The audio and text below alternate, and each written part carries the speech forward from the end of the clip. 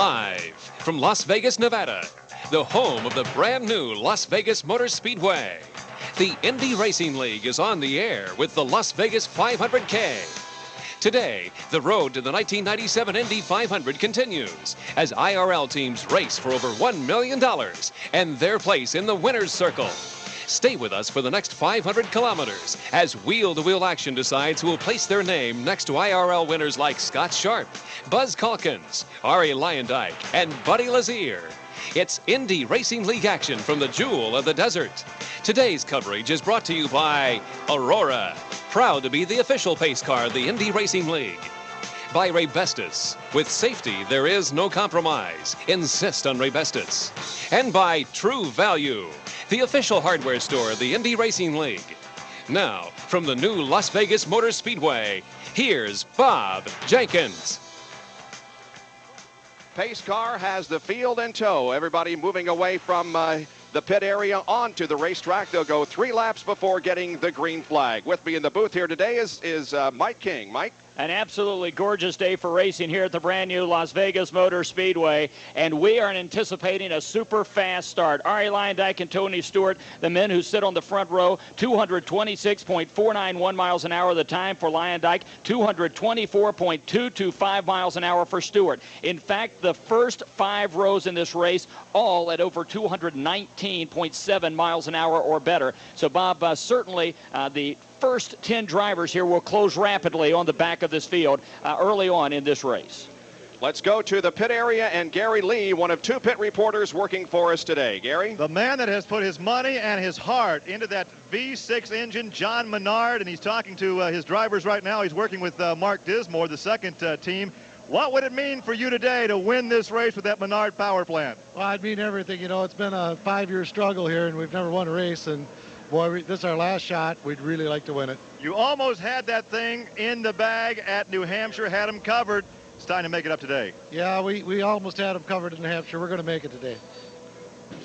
That's John Menard, the last chance for the Menard V6 engine because the chassis and engine formulas change for 1997. The field out of the backstretch in front of Jerry Baker. Tradition, Bob, for the United States Auto Club safety crews to come out and give the thumbs up to the drivers. But in this case, it's an historic tradition because it's the first time it's ever happened to this jewel in the desert. They have done so. They have gone back to their positions. The field trying to get itself aligned. It is extremely windy back here. And throughout the last couple of days, drivers have talked about that. It could be a factor. We'll watch it.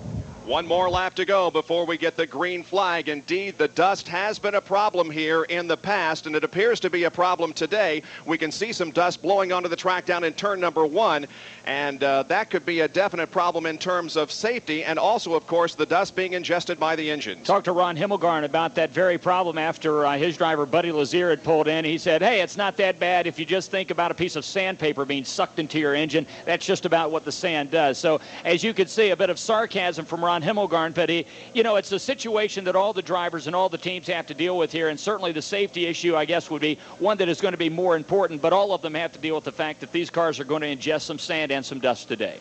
Interesting story for the pole sitter, Arie Luyendyk. His crew chief, Brad McCandless, was dismissed this morning at about 10 o'clock. Jerry, they're in front of you. How do they look? They are lined up beautifully right now. Arie Luyendyk, Tony Stewart in the front row, Gordon Lazier, Hamilton, and Groff. They're trying to get themselves side by side. I would assume, Bob, by the time they join you in about a half a mile or so, they're going to be perfectly lined up, and we are ready to go racing in this historic moment. Well, at least the front row is aligned perfectly. They're wheel to wheel, Luyendyk and Tony Stewart.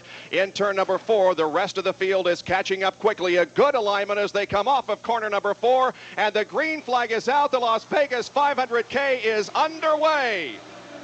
It's a wide racetrack here, and already we see cars going 3 abreast into turn number 1. Arie Luyendyk off of turn 2, Jerry. Luyendyk got a good size lead. Tony Stewart had the second spot. Now he's being challenged by Robbie Gordon. Gordon takes to the inside, will take the number 2 spot. So it's Luyendyk, Gordon, and Stewart as they head back toward the main straight. With an inside move, Robbie Gordon moves into second position, and the first lap is complete. It's Luyendyk, Gordon, then Tony Stewart, Buddy Lazier, Mike Groff, and John Paul Jr. Everybody through the first lap nicely. The field all moving, and again, they're near the backstretch, Jerry.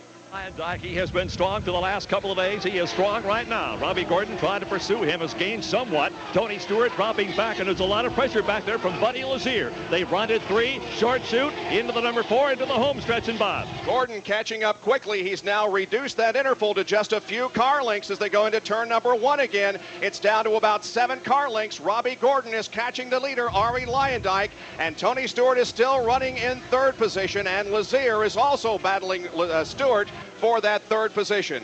Laps go by quickly here. They're moving at well over 200 miles an hour.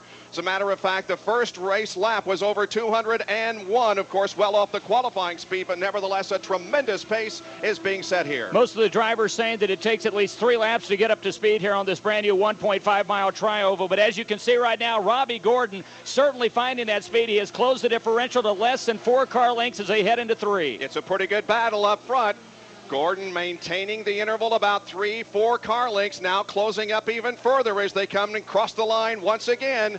It is Ari Lyondike who is leading the way, but Robbie Gordon is right there in 2nd position, and the field is pretty well spread out now. We do have a battle here in front of us as Eliseo Salazar goes to the inside and passes Tice Carlson. But other than that, everybody pretty much in single file formation. Now Gordon continues to close in. He's got a run on Lyondike. Looks like he'll try it through the tri-oval, and so he's going to try to go high this time as he tries to set him up heading into 1, Bob. Oh, they're wheel to wheel into turn number 1. Lyondike holds him off. Jerry, how do they look back there? Lyondike spread it out to about what it was earlier, about 4 or 5 car lengths, but a great move by Robbie Gordon. He gets the run on him into number 3, closes up again. They go into the little short shoot down there, but still Ari Lyondike out in front. He's led all the way. And lapping is going to begin here in just a moment. Brad Murphy is running at the back of the pack, but Lyondike is catching up to them very, very quickly. We have completed 5 laps here at Las Vegas Motor Speedway. Ari Lyondike is the leader.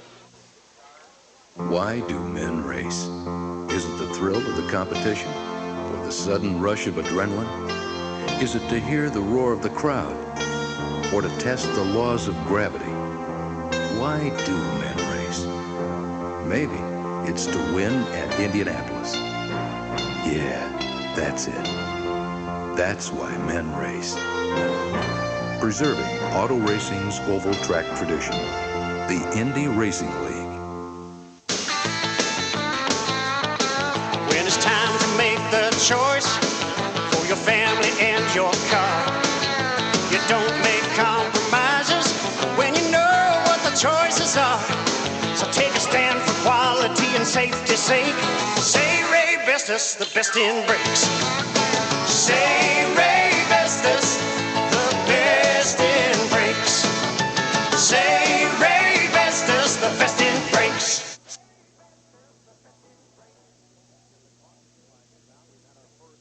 And the caution flag is out. We've had our first crash. It involves Johnny Parsons. He hit the wall up in turn number 4. Not a real serious hit, and Johnny is out of the car and okay.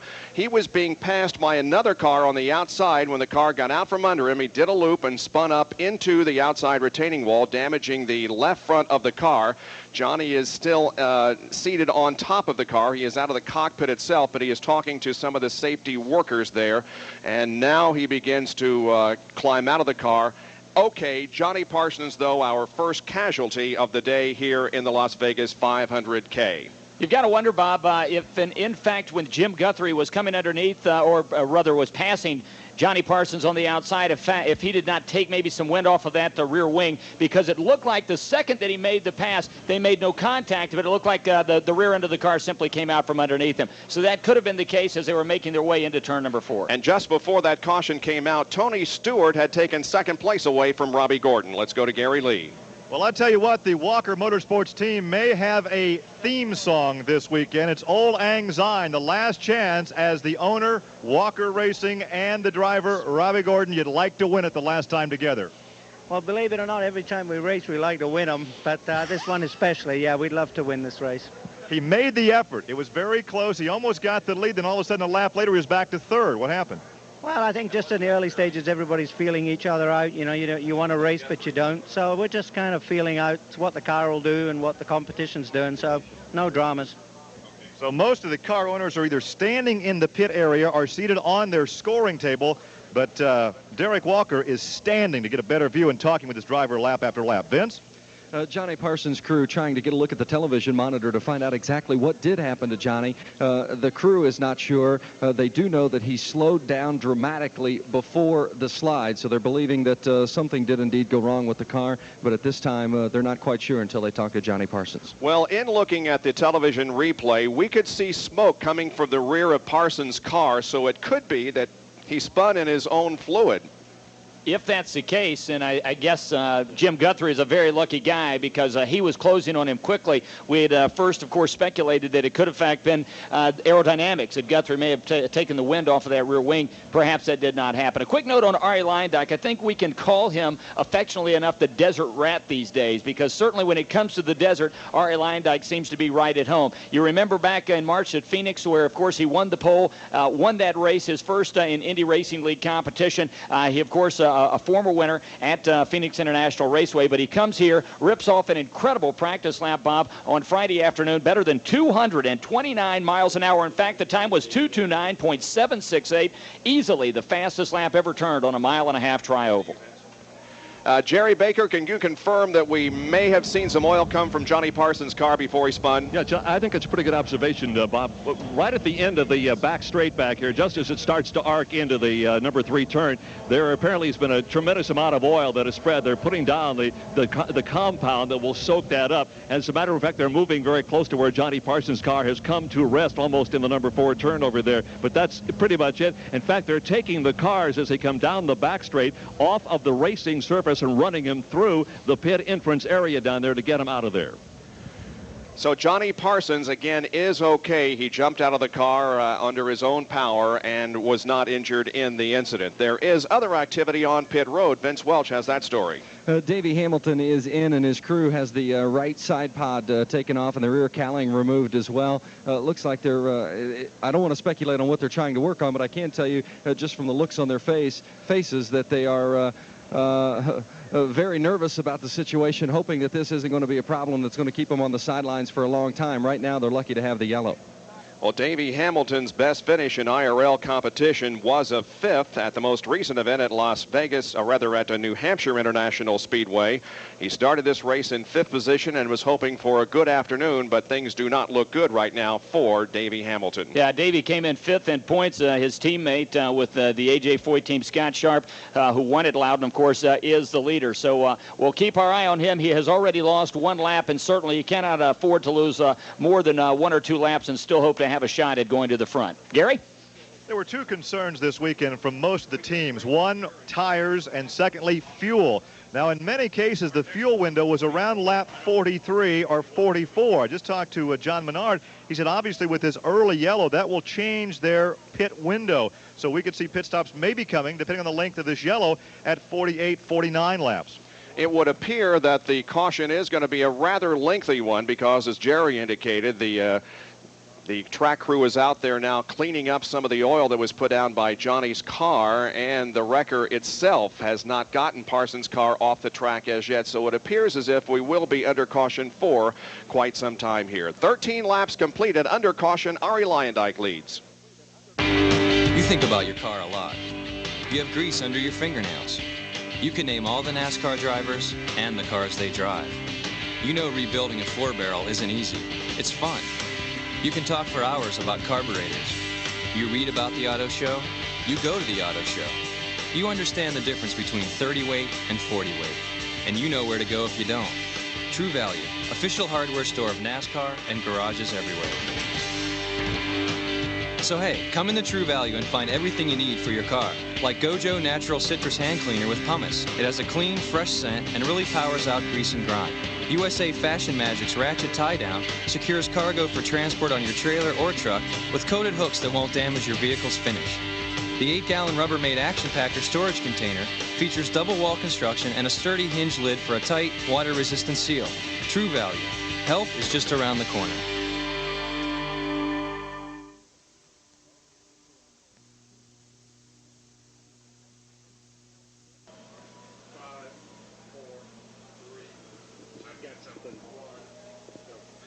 I'm Bob Jenkins, back at Las Vegas Motor Speedway in the Las Vegas 500K. Under caution at lap 14 here, the top 10. Lyondike leads.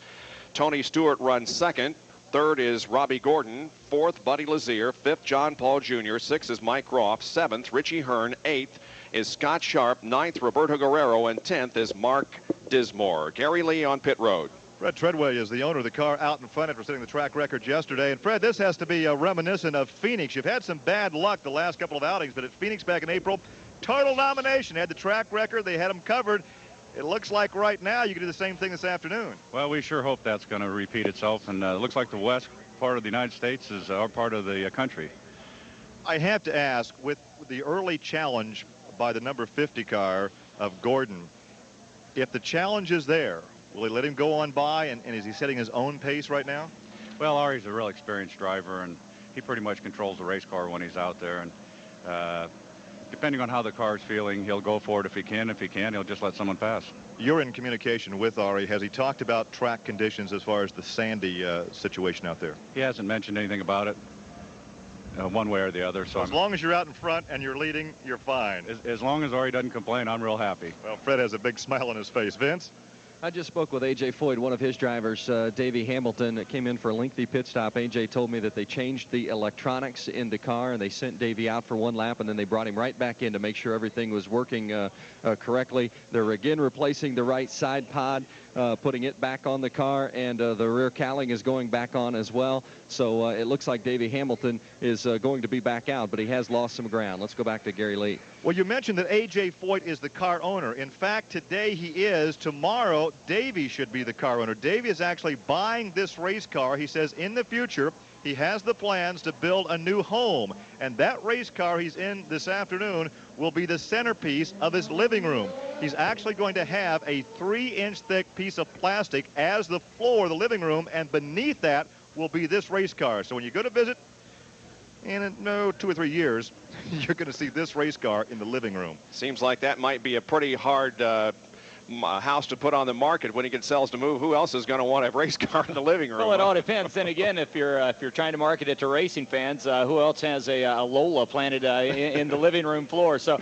real quick, Bob, we talk about, of course, Ari Lyondike leading this race. You've got to wonder, though, you've got to be there at the end. Certainly no one knows that better than the A.J. Foyt team after what happened at New Hampshire. Take a look at Tony Stewart. He has led better than 30% of all of the IRL laps that have been run so far. His best finish came at Orlando, of course, in the inaugural event where he led 27 of the 200 laps and finished second to Buzz Calkins. He led 11 laps at Phoenix, but could only muster 11th place finish. He led 42 laps at the Indianapolis Motor Speedway during the month of May, but could only finish 24th after the engine expired. And he led 165 laps at Loudon before the engine let go, where he was leading the field by nearly 3 laps with 18 laps remaining in that race. And when he pulled it in, it was a sad, sad day for Team Menard. Today, the Indy Racing League teams are competing for over $1 million in prize money. Over $100,000 has been posted by participating companies in the form of contingency and special incentive awards. The Indy Racing League recognizes these top award sponsors: Pennzoil, True Value Hardware, AC Delco Battery, Champion Brand Spark Plugs, Earl's Performance, J.C. Carter Company, PPG Industries, and Valvoline. We're going to go green here in just a lap. Gary, quickly, though, these cars are going to be obsolete at the end of the day here. How much are they going to be going for? Yeah, I'm the middleman now. I'm selling used cars. In fact, they'll go for $30,000 or $40,000 if you don't want a working engine. If you want a dummy engine just for display purposes, $30,000, $40,000. My cut's about $5,000 off of that. All right, the car is in the backstretch, and we are set to go racing once again after an incident involving Johnny Parsons up in turn number 4. Parsons is okay. Bob, he is the only car out of the race at the moment. 9 laps under yellow that time, and it's going to be interesting to see how that affects pit strategy. Many of the teams saying they can make this race now on 3 stops. Team Menard, though, needed at least 1 more lap to make this a 4-stop race. So even if one of the Team Menard cars is leading, they anticipate needing at least 1 additional stop. And And here comes the green flag. Ari Leyendijk leads him. He got a big jump on Tony Stewart, and Stewart was not awake. And Robbie Gordon has gone by him. Now here comes Buddy Lazier, and all of a sudden Tony Stewart was asleep on the restart. He's back to 5th position. Jerry Baker. Well, they went 3 wide briefly. Now there he goes, Leyendijk. Here comes Robbie Gordon. He had a tremendous jump, and all the way back in the number 4 spot is Tony Stewart. They're already back in the main straightaway, and it is a big lead for Ari Leyendijk. He has a tremendous lead as he crosses the line to complete another lap. Boy, that was quite a restart. Gary, you were watching it from pit road. Well, I was down here in the Team Menard pit area, and I looked up at Larry Curry, the team manager, and at Bill Martin, his crew chief. They just kind of threw their hands airborne and kind of shook their head. Obviously, their young driver was asleep in the cockpit. And John Paul Jr. has taken over 3rd position. A good run by John Paul Jr. Still it's Leyendijk over Gordon, but John Paul Jr. has taken 3rd position. Buddy Lazier is in 4th position. A great move, Jerry Maker, by John Paul Jr. down in 3. He looked like he might have faked to the outside briefly, Bob, then dropped to the inside and just coasted on by him. They're really putting pressure on Davey Hamilton, who is now pulled onto the pit road, is coming back into the pit area. More problems for Davey Hamilton. You heard him say he's having electronic problems down in the pit area a few minutes ago, and now his car comes back onto pit road. Mike Groff and Tony Stewart are in a bit of a battle as they head for turn number 1, Jerry Baker. They come side by side. It's still Leyendijk way out front, then Robbie Gordon, and then there's the number 3 car of car 18, John Paul Jr. Then there's the battle back in the pack. Tony Stewart has the inside, will maybe get that next spot. He will, as they straighten things out heading down the main stretch. Indeed, Stewart beginning to battle back here just a little bit after a bad restart, and the car he just went around was Buddy Lazier, and Lazier is definitely falling back just a little bit. He's back to 6th position right now. Gary Lee? Well, I'm down here with team manager Larry Curry with the Menard Racing, and you're not too happy with USAC on that restart. No, it's ridiculous. You know, everybody's out there trying to conserve fuel, and I can't believe that they cannot tell us, say, when they come by the start-finish line, the next time we're going back green, the guy tells me when the cars are over in turn 4 and Leyendijk's gone. I mean, we're lucky that he didn't get ran over. We had no warning whatsoever that they was about to go back to green. So obviously with that restart, Tony found himself in the hole he's climbing out of now. Yeah, Ari Leyendijk just stood on the gas and pulled away from Tony Stewart there on that restart, and Stewart now finds himself back in 4th position. But the driver who is falling back is Buddy Lazier. He's back to 9th position after having a good run in the early going. Here is Vince Welsh. Standing here with Ron Himmelgarn, owner of Buddy Lazier's car. Ron, what's the problem with Buddy? Well, he says he's having a handling problem right now. He says it's hard to get a handle on what it's doing. Any problem with the, Ron and Buddy are talking on the radio right now, and let's see if we can, they're communicating on the radio. We'll get back with the Ron Himmelgarn and see if Buddy's made a different suggestion. Okay, so a handling problem is what Buddy Lazier is reporting from the cockpit, and he is now back into that 9th position. Here's the lead, goes to Robbie Gordon as Gordon makes the move, coming off before onto the tri-oval, and Robbie Gordon will make the pass on Ari Leyendijk as they head into 1, Bob. A beautiful move as they enter the tri-oval. But Leyendijk may be fighting back. Let's follow him through the backstretch with Jerry. Well, it's the first time all day that Leyendijk has not had that lead. He slips down to the inside. They are 3 wide. There he goes. He will get the lead back. Traffic played a part in that situation as Leyendijk was able to get to the inside of the slower car. That's one of the Team Scandia cars there, Bob, certainly playing havoc right now. That is the 40 car as they come through. Marco Greco certainly holding Ari Leyendijk up that time by, and of course Robbie Gordon as well, as they're side by side again on the back straight. I'll tell you, they've been running crazy back here, 3 wide. Now Leyendijk is past. Robbie Gordon's out in front again. There's traffic out in front. Gordon slips in between a couple of lap cars, and now there comes Leyendijk trying to make up the move as they head back in front of the main grandstand. Just a terrific battle between Gordon and Leyendijk. Gordon has the lead once again, and in fact stretches it out just a little bit on Leyendijk. And a crash over in corner number 2. Hard contact, Jerry. It is a monster crash, and I cannot see the number on the car. I'll hold on that. It has come into a million pieces, down into traffic. A couple of cars start to spin. We think it's Eddie Cheever. There's a car facing the wrong way. Two cars facing the wrong way. The car got up against the outside wall. If you recall, guys, number 2 corner has been the trouble spot throughout the last couple of days. We have 1, 2, 3 cars who have come to a stop back here. There is a tire in the pit exit lane, and there is all kinds of trash and paraphernalia from that car that hit the wall, but it looks like, from my vantage point, the driver is about to get out of that machine. Let me grab the binocs. I believe that Eddie Cheever is the driver who is getting out of his car. The other driver involved is motionless in his race car. I believe that's Brad Murphy. I believe, yeah, that is indeed. Brad Murphy. Murphy has not moved in the cockpit. The safety crew is right there. Now we can see Eddie Cheever, who is trying to get out of his race car. The front nose of that car has been completely torn away, but Cheever is sitting up on the roll bar of the car, now taking off the helmet and the windsock. And the other car involved, I believe, would be car number 8, Stefan Gregoire. And I don't believe he was seriously involved in the incident. It was more of a spin trying to avoid the other 2 cars who had collided and slid up into the second turn wall. Actually, Bob, I don't believe that that Brad Murphy was initially involved in the incident either. I believe as the field tried to make their way by Eddie Cheever, he also became involved. But Cheever with a hard hit. And in fact, we see now that both cars were involved. Cheever and Murphy made contact simultaneously. And boy, I tell you, that car of Gregoire, very, very fortunate because he split them literally in two as he made his way past them. Yeah, Gregoire did make contact indeed with Eddie Cheever as he tried to go between the 2 cars, Jerry.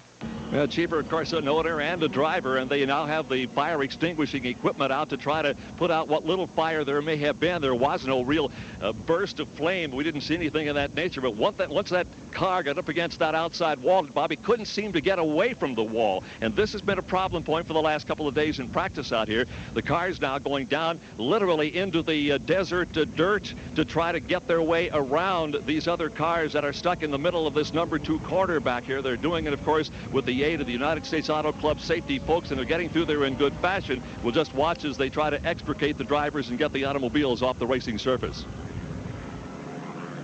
Of course, it will be some time before we can get a report on the condition of the drivers. We do see Eddie Cheever now walking to the ambulance, so he is okay. We have no indication as to the condition of Brad Murphy at the time, and Stefan Gregoire, I believe, was also out of the car, so no serious injury there. Well, the safety team surrounding Brad Murphy, and certainly if you're, well, yes, it is Murphy, in fact, because you take a look at the 2 Himmelgarn Racing Team cars, and Buddy Lazier still on the track. The only real difference between these cars, Bob, when you see the purple cars come by, is Murphy has the solid purple car, where Buddy Lazier has the fluorescent yellow stripe on the side pod and on the front nose. So Murphy is being attended to right now, and we're just hoping that he is okay. Every effort, of course, is taken to secure the driver's safety in this situation, and they're really extremely cautious when extricating a driver from a car. But indeed, Jerry Baker, as was pointed out, I believe by you earlier, the turn 2 area seems to be the problem spot here. It has been all weekend. Yeah, and I'm not real sure why. I've not heard a definitive explanation as to why that is, Bob. But I did mention earlier on in the broadcast, it is extremely windy back here. I have no idea if that was a contributing factor. Strangely enough, the one car, I believe it's Gregoire's car, that I can't really get a good look at it because there is a lighting post that's directly in my line, and it's almost obliterated that car.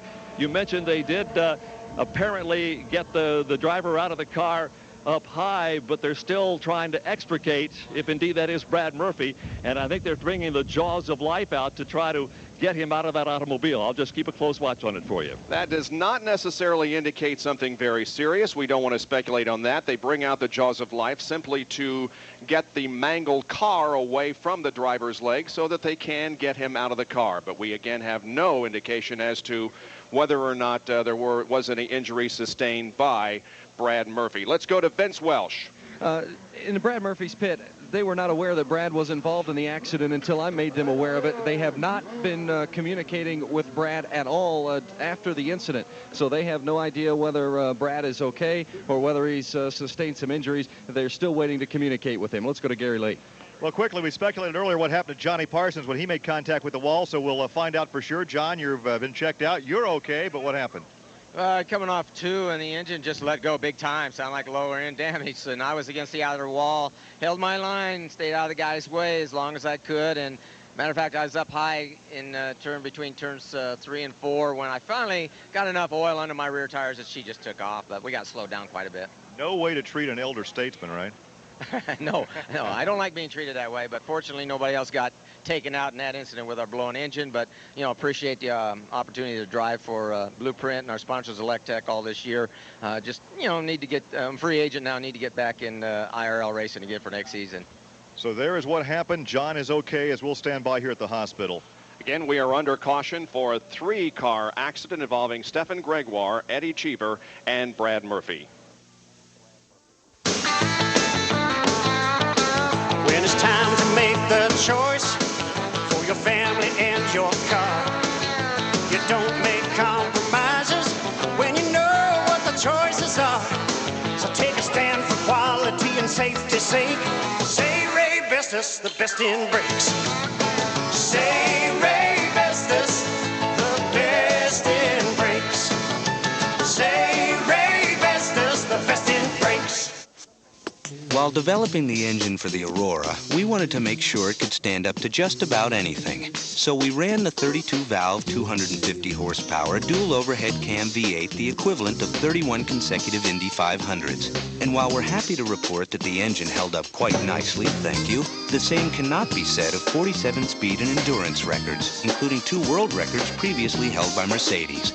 We invite you to test drive the Aurora today at your authorized Oldsmobile Aurora retailer. This is Bob Jenkins back at Las Vegas Motor Speedway and the running of the Las Vegas 500K, the Indy Racing League's final race for the 1997 calendar year. We have a caution on the racetrack at the moment with 33 laps completed, and we know there's some of you that still like to keep lap charts, so we're going to give you the rundown at every 20 laps here, or let's do maybe 40 laps. But in any case, let's find out how they were running at the end of lap number 20, Mike. Yeah, so here where your favorite drivers stood after 20 laps. Arie Luyendyk was the leader, followed by Robbie Gordon. John Paul Jr. has made a great run to the front. John Paul Jr., who started this race in the 12th position on the outside of row 6, shown in 3rd place. Buddy Lazier is 4th, then Tony Stewart, Mike Groff, Scott Sharp, Richie Hearn, and Mark Dismore round out your top 10. Then you've got Michel Dorjain Jr., Eliseo Salazar, Johnny O'Connell, Michele Alboreto, Tice Carlson, Alfonso Giafoni, Stan Waddles, Eddie Cheever, Buzz Calkins, Stefan Gregoire, and Jim Guthrie, Marco Greco, Johnny Unser, Robbie Buell, shown in the 24th spot at the 20-lap mark, Juan Carlos Carbonell, Brad Murphy, Davey Hamilton, and Johnny Parsons. That's the way they stood after 20 laps, all 28 cars. Brad Murphy has been extricated from his car and is on the way to the infield medical center. Jerry, how's it look out there? Well, right now in front of me is the car number 8, the red of Stefan Gregoire. They have it up on the hook. They have taken it out of here. I had a pretty good look at the Eddie Cheever car, and the damage is just sensational on that particular car, and most of it, strangely enough, to the left side of the car. So obviously he got that thing turned around and got it down in the against the wall, and he has apparently already gone to the hospital. Gary Lee is down there. What's the story, Gary? Indeed, both Eddie Cheever and Gregoire rode on the same ambulance. In fact, Cheever has now been released. He quickly climbed on a golf cart, and the media just kind of jumped in front of the golf cart, and they're going to try to take him over to the media center to get a comment. Let's see, Eddie, what happened? I just got hit in the back. I'm getting real tired of getting hit in the back. That's 3 times in one season that I've gotten hit in the back. I think somebody should be a little bit more careful as to what they're doing. But I just got. Who was the person that hit you in the back? It was a purple car. I don't spend a lot of time in that part of the grid, so I don't really know who it was. Yes. Well, obviously he's very unhappy, but very unhurt. That is the good news. Brad Murphy is on his way to the infield medical center. The Indianapolis Motor Speedway Radio Network would like to welcome radio stations WZZM in Corinth, New York, sister stations KSEC and KBLJ in Lamar, Colorado, WTRP in LaGrange, Georgia, and WPDR in Portage, Wisconsin, to the first ever Las Vegas 500K. Now, Brad Murphy's teammate, Buddy Lazier, we observed before that caution period was having a handling problem. And Vince Welsh, did he not come in during this caution period? He sure did. They just changed all 4 tires. They checked everything else out, but didn't make any other adjustments to the car. They believe it's a tire situation, so they gave him 4 new ones. And once they go green again and get back up to speed, I think they'll be able to tell a little bit more about their situation. But they're hoping that the tire change will correct the problems. Let's go to Gary Lee. Gary? Well, the ambulance has just arrived here at the Infield Medical Center where they're attending to Brad Murphy. He obviously was extricated, took some time for the extrication. The Indy Racing League team, including Dr. Henry Bach, who is the medical director, tending to Brad. And obviously the gurney very gingerly being removed from the ambulance, and he is now being rolled into the medical center. Tony Stewart on the pit lane. Going to be interesting to see how he handles the restart this time by. You heard Larry Curry, the team manager for Team Menard, earlier talk about the complaint with no prior notification of them going green next time. Pits are obviously still open, and Stewart's going to pull in. This team, well, obviously needing to, well, they may be making a chassis adjustment on the car, but it does look like they will take on 4 new tires and fuel as Tony Stewart gets set to go back out. So Tony Stewart still getting service on pit road, fuel going in. All 4 tires have been changed, and he rolls away. Here's Gary. Another of the drivers involved walking out of the medical care unit. Stephen Gregoire, you're okay, but what happened up there? So Brad Murphy made a spin, you know, and I mean, I hit, I don't remember which car because it was impossible for me to brake. Because if I had to go outside, and my car was very, very slippery, you know, and I was not able to touch the brakes. And I had only one way to go through, and I was between both cars, and I just hit one car, but not badly, you know. But Eddie Cheever also involved. When we just talked to Eddie, he said that he was hit from the rear by a purple car, which would be Brad Murphy. Is that how you saw it?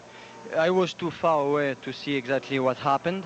So, you know, I was very surprised, and but I was not able to break down, you know, the car. It was very, very hard to break down my car. So I didn't know what happened exactly, you know. Tell me about track conditions. Is it very slick out there because of the sand? Yes, it's very, very slippery. As soon as you go out of the line, you know, it's very, very slippery. And my car was becoming loose, you know, and I think that's the case for everybody. So it's very, I mean, because of the desert, you know, and because of the wind today, it was very dirty. All right. We're glad to see you're okay. So Stephen Gregoire okay. Brad Murphy is a driver we have the greatest concern for. He is, of course, a former rodeo cowboy, was the high school champion Brock rider in Arizona in 1972 that began racing in 1976 and was off from racing from 1990 to 95. But when the Indy Racing League came along, he started in the Indianapolis 500 this year, and right now we hope that he is okay at the medical center. Here's Vince Welsh. Sitting down in the pit area of Buddy Lazier, and right now they have the car up on jacks, but they're not making any adjustments to it. I'll see if I can get to Ron Himmelgarn. Buddy is looking at Ron somewhat quizzically. Again, it's kind of an unusual sight with the car up on jacks, but no crew members working on it. So Buddy Lazier sits hopelessly as the field comes around. It puts him another lap down. The leader of the race is Robbie Gordon. Robbie Gordon with second place, Ari Leyendijk. And running in third position at the moment is Mike Groff. Another long caution here. This is, in fact, has lasted 10 laps. So we are already under 19 laps of caution, just 38 laps into this race, and still the cleanup continues at the exit of turn number 2. A welcome sight here yesterday at the Las Vegas Motor Speedway was seen, of course, Italian race car driver Alessandro Zampedri, who was involved in what was, without a doubt, one of the most spectacular accidents in the history of the Indianapolis Motor Speedway, as he, Roberto Guerrero, and Eliseo Salazar fought for the third, fourth, and fifth positions there on the final lap, the final turn of the race. But Alessandro Zampedri here this weekend, and he told us yesterday that he believes that he'll be back, hopes to be back here in the month of May. The cleanup on the backstretch continues. We'll get a report from Jerry Baker in just a moment. First of all, there's news from the Himmelgarn pit. Here's Vince. The 1996 Indy 500 winner Buddy Lazier is out of the car and obviously done for the day. Ron Himmelgarn, what's the problem? We got a real handling problem. We're not sure what exactly it is. It could even be a broken motor mount or something, but the car's moving all over on him. And even on this, after we changed tires and went back out on the slow laps, it was just moving all over. So we know there's something wrong. It's not a CV or something like that. We've checked all that. It's something deep inside there, and we think it might just be a motor mount or something has broke on us, but we're not sure. But we're not going to go out there and risk chance of hurting Buddy or crashing a car or whatever. And looks like that Delta Fawcett car is out for today, but the car was running good. It was hooked up, and all of a sudden it just started moving all over on him. So when that happens, there's no reason to stay out there and hurt him or hurt somebody else or whatever. So we're done for the day. Tough day for the team in general with Brad Murphy's incident. Yeah, hopefully Brad's okay, and it's just one of those racing things. We'll be back at Orlando. That's Ron Himmelgarn. 40 laps completed here at Las Vegas. The leader is Robbie Gordon. Indy Racing League fans, here is your chance to be a part of the 1997 Indy 200 at Walt Disney World. It's the ultimate fairy tale. Exciting Indy Racing League action and Walt Disney World. Be there for the return of the Indy Racing League in sunny Orlando, Florida. Stay at one of Disney's magical resort hotels with free transportation to and from the race. Imagine joining thousands of race fans in the heart of Disney's 8 theme and water parks. You can have it all. January 25, 1997. The Indy 200 at Walt Disney World. Call 1-800-822-INDY for your ticket order form. 1-800-822-INDY. For those who have never experienced the dizzying excitement of the NASCAR Craftsman Truck Series, now you can. Because on January 19th, 1997, these super trucks stop at Walt Disney World. But you'd better hurry. Tickets are going fast. Call 1-800-822-INDY to reserve yours. That's 1-800-822-INDY. Chevy Truck presents the NASCAR Craftsman Truck Series at Walt Disney World Speedway. These guys really haul.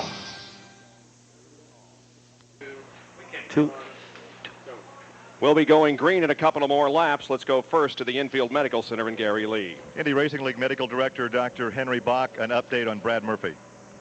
Brad Murphy's on his way to University Medical Center. We suspect he has a broken thigh bone or broken femur. Other than that, he's awake and alert and in stable condition. All in all, a great report. So far. All right, so some good news, realistically, after seeing the extent of damage to that purple race car. Yes, indeed. I mean, it's terrible that he would break a femur or any bone, but boy, he is going to be quite lucky if he can get out with only those injuries. I think certainly the luckiest man of the three, because Eddie Cheever was very lucky to walk away from the incident, the extent of the damage to his machine. But, Bob, we saw just how close Stefan Gregoire came to catching up both of those cars. So, very lucky man indeed, Stefan Gregoire, just at the right place at the right time, at the wrong time, I guess I should say, but the best of, I guess, the situation for him, and that he was able to walk away with minimal damage and minimal injuries. Jerry, what's the progress out there on the backstretch? Well, they're going to be a while yet, Bob. We've been told a couple of laps that's not going to happen. They're still running in the number 2 corner down in the pit exit lane. The sweeper, I thought, was going to leave and head back toward the infield, and they called it back out again. For the most part, the parts of Cheever's car, and there had to be hundreds or maybe thousands of them up there, the crew got out there. They have those pretty well picked up, and you know what? Those can be pretty precarious to the tires on these machines. So now it's a matter of going around, double-checking that, and getting the dirt and the dust off of the track. And I think we got a little more time to spend in this yellow light condition here. Yes, indeed. They were supposed to get the 1 more to go signal just then when they came by, but they did not. And so we will remain under caution. And Jerry, another thing I'd like to know, are the cars still backed up as far as I think they are? Yes. I don't know how far you think they are, but that is exactly how far it is, Bob. Over my shoulder, as I told you earlier in the telecast, it's 8 miles to downtown Las Vegas. I can see downtown, and as far as I can see this interstate, whichever one this is out here, they are bumper to bumper and moving, I mean, literally a few feet per minute. So there are some folks who are going to miss some of this race. Yes, indeed. Let's go to Vince Welsh. Roberto Guerrero started 9th. He's up to 4th. I'm standing here with John Barnes. How's Roberto doing out there? Is he happy with the way the car's running? No, we got a pretty good push right now. We're trying to get the thing, trying to get to a fuel window where we can stop. We were thinking about stopping then, but we got to do what the leaders do. So we'll hang in there until we can stop and make an adjustment. Thank you. John Barnes. And Gary Lee is at the other end of pit road. Well, you know, it's always nice, guys, to be a part of something that's happening for the first time. Now, I wasn't there in 1911 for the first Indy 500. I think Jerry Baker was calling the race at the first turn. But they were lined up then And in fact, there were some folks that never saw that race because of the traffic jam. So, hey, history's going to repeat itself here at Las Vegas. It is absolutely phenomenal. Richie Klein, the owner of the track, told us early in the weekend that if he had 30,000 people here, he would be happy. In fact, given the current status of the construction, and again, it isn't all done, he was going to hope for no more than about 30,000. It could be that there is 70 or 80,000 people that are here already, and a lot of cars out there on the interstate. He may have 30,000 in traffic out there right now. At this point, we are showing 44 laps complete as we continue under this yellow. This is so far a 16-lap caution period. We have run 25 of our 44 laps under caution. 5 cars of the 28-car field currently out. Johnny Parsons, who blew an engine and hit the wall in 4, who was okay. He was the first driver to go out on lap number 9. Eddie Cheever, Stephen Gregoire, and Brad Murphy all involved in this turn 2 mishap. They all went out, and of course, as we were just told by Dr. Bach, Brad Murphy being transported to a local hospital. Buddy Lazier also out with a handling problem, so 5 drivers are now out of this race. They will be going green next time around. Quickly to Vince Welsh, who's with Jonathan Bird. Jonathan Bird's driver Mike Groff is running third. Good place to be at this stage in the race. Well, we're really happy with the way everything's setting up right now. We're just taking it easy and waiting for this green flag to come back out, and Mike's doing a great job. Car running okay? Yeah, the Vision Air car is just doing wonderful today, and we haven't had that first bit of trouble, so we're looking forward to a long race. Mike Groff, he's entangled in a battle with Roberto Guerrero when they go green. And just as the cars enter turn number 1, getting set for the restart, the helicopter is taking off from the infield medical center and transporting Brad Murphy to University Medical Center for treatment of a possible broken leg. Now, the pace car gathers speed on the backstretch and will be pulling off of the race course in the third turn. The field is under the direction of the leader, Robbie Gordon. And at the end of the backstretch, we await the green flag and the resumption of this race. They'll get the green flag on lap number 47. They will complete lap 46 and get the green. And Gordon already standing on the accelerator in turn number 3 as the pace begins to quicken. Here they come off of corner number 4. Green is waving, and we are back to competition, but a good jump again for the leader, Robbie Gordon. Mike Groff going through some slower traffic and now goes past that slower traffic. They're running 1, 2, 3, headed for the backstretch.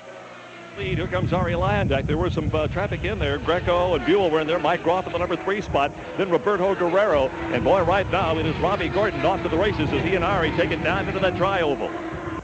And Roberto Guerrero had to get off the accelerator and on the brakes hard going into the first turn and lost a couple of positions, and so he's going to be trying to fight his way back up in the pack. But at the moment, Gordon with about a 12-car length advantage on Ari Lyondike. They've done a great job of cleaning up that mess in number 2, and the guys have jumped all over speed now, and there's a little bit of pressure now. Lyondike sneaks up just a little bit. Mike Groff in the number 3 spot, and then back in that 5th, 6th, and 7th spot. It's a wild battle back there.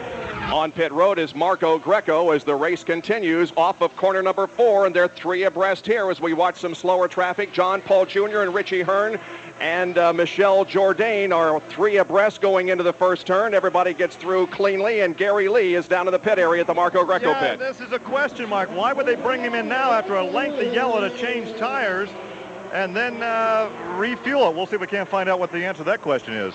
That is a rather uncommon occurrence. I mean, we were under caution for so long, and then just as we go back to green, he comes in. Bob, it appeared on the previous lap that Marco Greco had slowed dramatically as he came through 3 or 4. Could be that, in fact, he picked up a bit of debris, perhaps cut down a tire. So Robbie Gordon continues to lead as Ari Lyondike now begins to close in once again. Running in 3rd position is Mike Groff. In 4th spot is Scott Sharp. 5th position belongs to Richie Hearn. Scott Sharp going by us right now. There's Richie Hearn. They're not running in any traffic.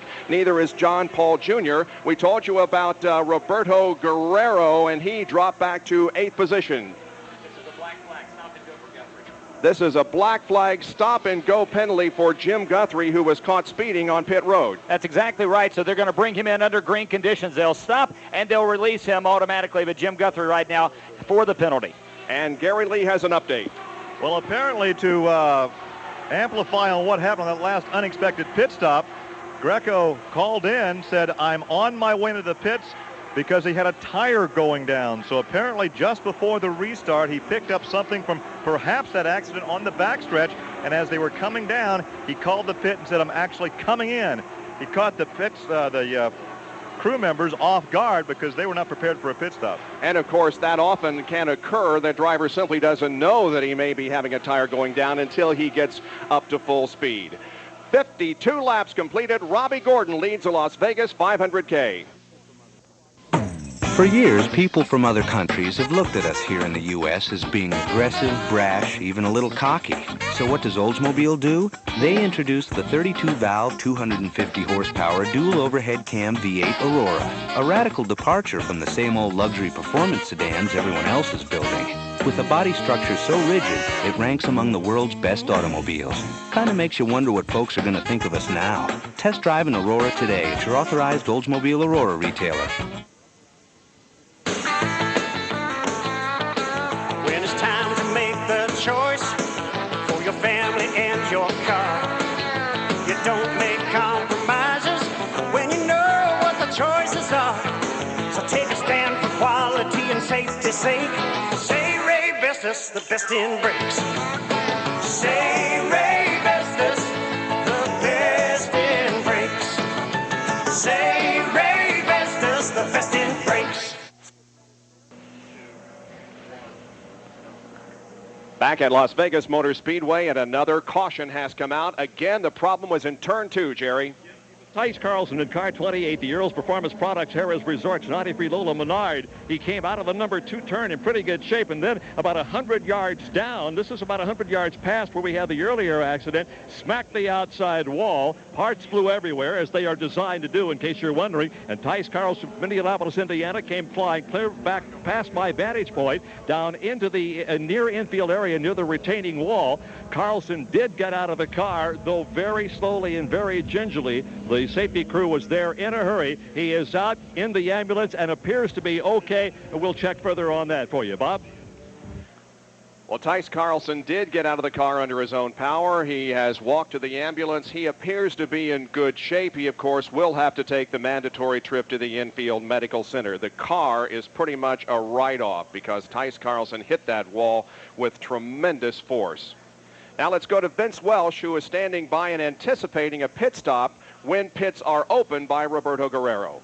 And remember, we had talked to John Barnes a few moments ago, and he had told us about the problems that Roberto was experiencing with the handling of the car. Then shortly thereafter, Bob, you noted that Roberto really had to get on the brakes down in turn 1 as he came up on some slower traffic. So we'll see if that had any effect on the adjustments that they have to make with the crew. But when the pits do come open, Roberto Guerrero expected in for some major adjustments to the handling of the car. And we believe that the pits are going to be open this time around, so we'll see if he does come in and who else might come in for a pit stop. More than 50 laps have been completed. Again, Tice Carlson is the driver who was involved in those most recent crash. The car hit the wall in turn 2, then slid down into the sand in the backstretch, and the car got a little bit up on 2 wheels, looked like it could go over. It did not, and Tice Carlson was able to get out of the machine rather quickly. Obviously frustrating for the drivers as now the pits are open and the leaders come onto the pit lane. Robbie Gordon, Arie Luyendyk, everyone on pit lane now, and certainly this gives all the crews an opportunity to make any adjustments under yellow. Vince Welch is standing by in Roberto Guerrero's pit stall. I understand that Roberto is going to get 2 degrees of wing in the front. He is just now pulling into the pits, and we'll see what kind of stop he makes as far as time is concerned. The stopwatch is going. They are going to top off his fuel and change the rubber on all 4 corners as well. So far it's a smooth stop. Now they're having a little problem on the right front for Roberto as the car has lost its balance a bit. So the stop is going on a little longer than anticipated. There goes the adjustment in the wing. They pulled off the fuel hose, and there goes Roberto Guerrero. 23 seconds, a little longer stop than they were anticipating. Robbie Gordon, the leader of the race, made an excellent pit stop and I believe is going to maintain the advantage. We pause 10 seconds for station identification. This is the Indianapolis Motor Speedway Radio Network.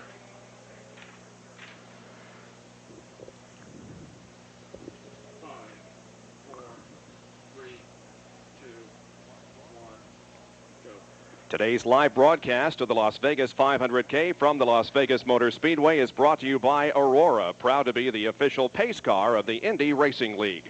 Ray Bestis, with safety there is no compromise. Insist on Ray Bestis, the best in brakes. And by True Value, the official hardware store of the Indy Racing League. Under caution here at Las Vegas Motor Speedway with 57 laps completed. Make that 58 laps completed now. And pit stops have been made. There are still several cars on pit road, but all of those who were having no problems were in and out quickly. Oh, we've got 6 cars that are now out of the race. Johnny Parsons, Eddie Cheever, Stefan Gregoire, Brad Murphy, Buddy Lazier, and Tice Carlson. 3 cautions up to this point. 26, make it 31 laps spent under caution time. Here's your field summary following the 40-lap mark. Robbie Gordon, your leader, and he continues to pace the field. Ari Leindyke running second, then Mike Groff, Roberto Guerrero, Scott Sharp filling out your top 5. Michel Jourdain Jr., Richie Hearn, John Paul Jr., Johnny O'Connell, Michele Alboreto, Tony Stewart, Alphonse Giaffoni, Eliseo Salazar, Johnny Unser, and Stan Waddles running in the 15th position. Jim Guthrie, Mark Dismore, Tice Carlson, Buzz Calkins, and Marco Greco, number 16 through 20. Robbie Buell, Juan Carlos Carbonell, Buddy Lazier, who is now out of the race, Davey Hamilton, Eddie Cheever, Stefan Gregoire, Brad Murphy, and Johnny Parsons. That's the way they were scored through 40 laps. We are approaching lap number 59. John Paul Jr. is being shown as the leader of the race right now. Did he make a pit stop? I do not remember if John Paul Jr. did not see him come in with the other leaders, but he has had an outstanding run today. He started in the 12th position and immediately made his move to the front, was running as high as 3rd, and then after these stops were able to shake out, he did not go in. He will be shown as the leader. And, Bob, you've got to consider that if he took on 4 tires and a full tank of fuel for the last incident that took place, he didn't need to go in. If the car is handling correctly, he's okay. That's right. He would be off sequence, of course, with most everybody else, but nevertheless would be able to lead this race for a few laps. Running in 2nd position at the moment is Tony Stewart, with Robbie Gordon running in 3rd spot. In 4th position is car number 3, driven by Mark Dismore. 5th position is Ari Leindyke. In 6th would be Richie Hearn. 7th position belonging to Stan Wattles. 8th would be car number 10, Mike Groff. 9th position, Scott Sharp. And in 10th position, car number 22, Michel Jourdain Jr. Well, Jerry, what's the situation there on the backstretch in the cleanup? It continues. This is almost a replay of what we saw earlier with the Eddie Cheever accident. Again, the sweeper is going to get more miles than some of the automobiles are today. Is back out there, and apparently Tice oiled things up pretty good back here. There's a streak of the oil dry that's been tossed down on the track, clear down to where the car finally came to a rest. Safety crew now leaving the track, and again, it's just a matter, I think, Bob, of sweeping up the debris, and we're ready to go racing again. Gary Lee with another report from the medical center. Dr. Henry Bach, an update on Tice Carlson. Tice Carlson is in the emergency center being checked over. He has a few bumps and bruises, but other than that, is awake and probably will be released from here soon, Gary. Good news for the Indianapolis sprint car and midget driver Tice Carlson, who was involved in a crash over on the backstretch. Vince Welch has another report from pit road. Juan Carlos Carbonell is out of the car. He was involved in the Tice Carlson incident just a bit as the front end, the right front of Juan Carlos Carbonell's car was grazed by a tire, they believe, and so his crew is replacing the right front suspension arm, but he is expected to get back in the car. It's just going to be a very lengthy stop. Carbonell, one of 6 rookies in today's field. We mentioned Tice Carlson out of the race a bit earlier. Of course, his background in the USAC sprint cars. One guy we'd like to pass along our best wishes to, another USAC sprint car veteran, Brad Marvel, who was injured a couple of nights ago in a sprint car race at Williams Grove, Pennsylvania, suffered a back injury. Is heading back to Indianapolis. He's been hospitalized for the last couple of days, but will be heading back to Indianapolis tomorrow. We know he's listening. And Brad, we hope you're feeling better soon. We hear it's going to be a couple of months before you're back at the racetrack, but certainly get well in a hurry. Looks like the cleanup is progressing well out there in the backstretch. In fact, all of the safety vehicles are off the track, and we may be going back to green here the next time around. It's going to be interesting to see if John Paul Jr., who's the leader of this race and has run well this afternoon, but not quite as fast as some of the other drivers. It's going to be interesting to see how long, if at all, he will be able to hold off the pursuit of people like Robbie Gordon and Ari Leyendijk and the others. The pace car now set to come in, and we're going back to green here in less than half a lap. What a great story it would be if John Paul Jr. would be able to find the combination and hang on to get the win here today. Has always been highly regarded for his racing skills as they come off 4. Well, of course, he won a 500-mile race at Michigan a few years ago, and here's the green flag, and we are back to racing. He's going to get a great challenge from Tony Stewart. Stewart to the inside in 1, Jerry. And they've got traffic up in front of them, but Stewart now backs off just a little bit, lets John Paul take that lead. Now they're going to chase that car in front of him. Buzz Calkins is the car they're trying to pass, but it's right now John Paul now moving to the outside of Calkins. Stewart goes right along with him as they head down into the tri-oval. Yes, indeed. Calkins unable to stay on the lead lap as John Paul Jr. passes him in corner number 4. Quite a separation back to Tony Stewart. Running in 3rd spot is Robbie Gordon, and in 4th position would be Mark Dismore, who begins to bring that other Menard V6 up to speed. Tony Stewart moves to the inside now of Buzz Calkins and sets his sights on John Paul. And again, back in the number 3 spot, Robbie Gordon, then Mark Dismore into the tri-oval. Dismore trying to hold off a challenge from Ari Leyendijk, who is pursuing closely, and Richie Hearn is right behind Ari. A great battle shaping up here. Let's get the comments from Tice Carlson. Tice Carlson has just left the medical center. He is okay. What happened? We're coming off of 4. I was lapping the car. I went high to get around him, and maybe he had a push or something. He just came up and got in the left rear, and we got into the wall.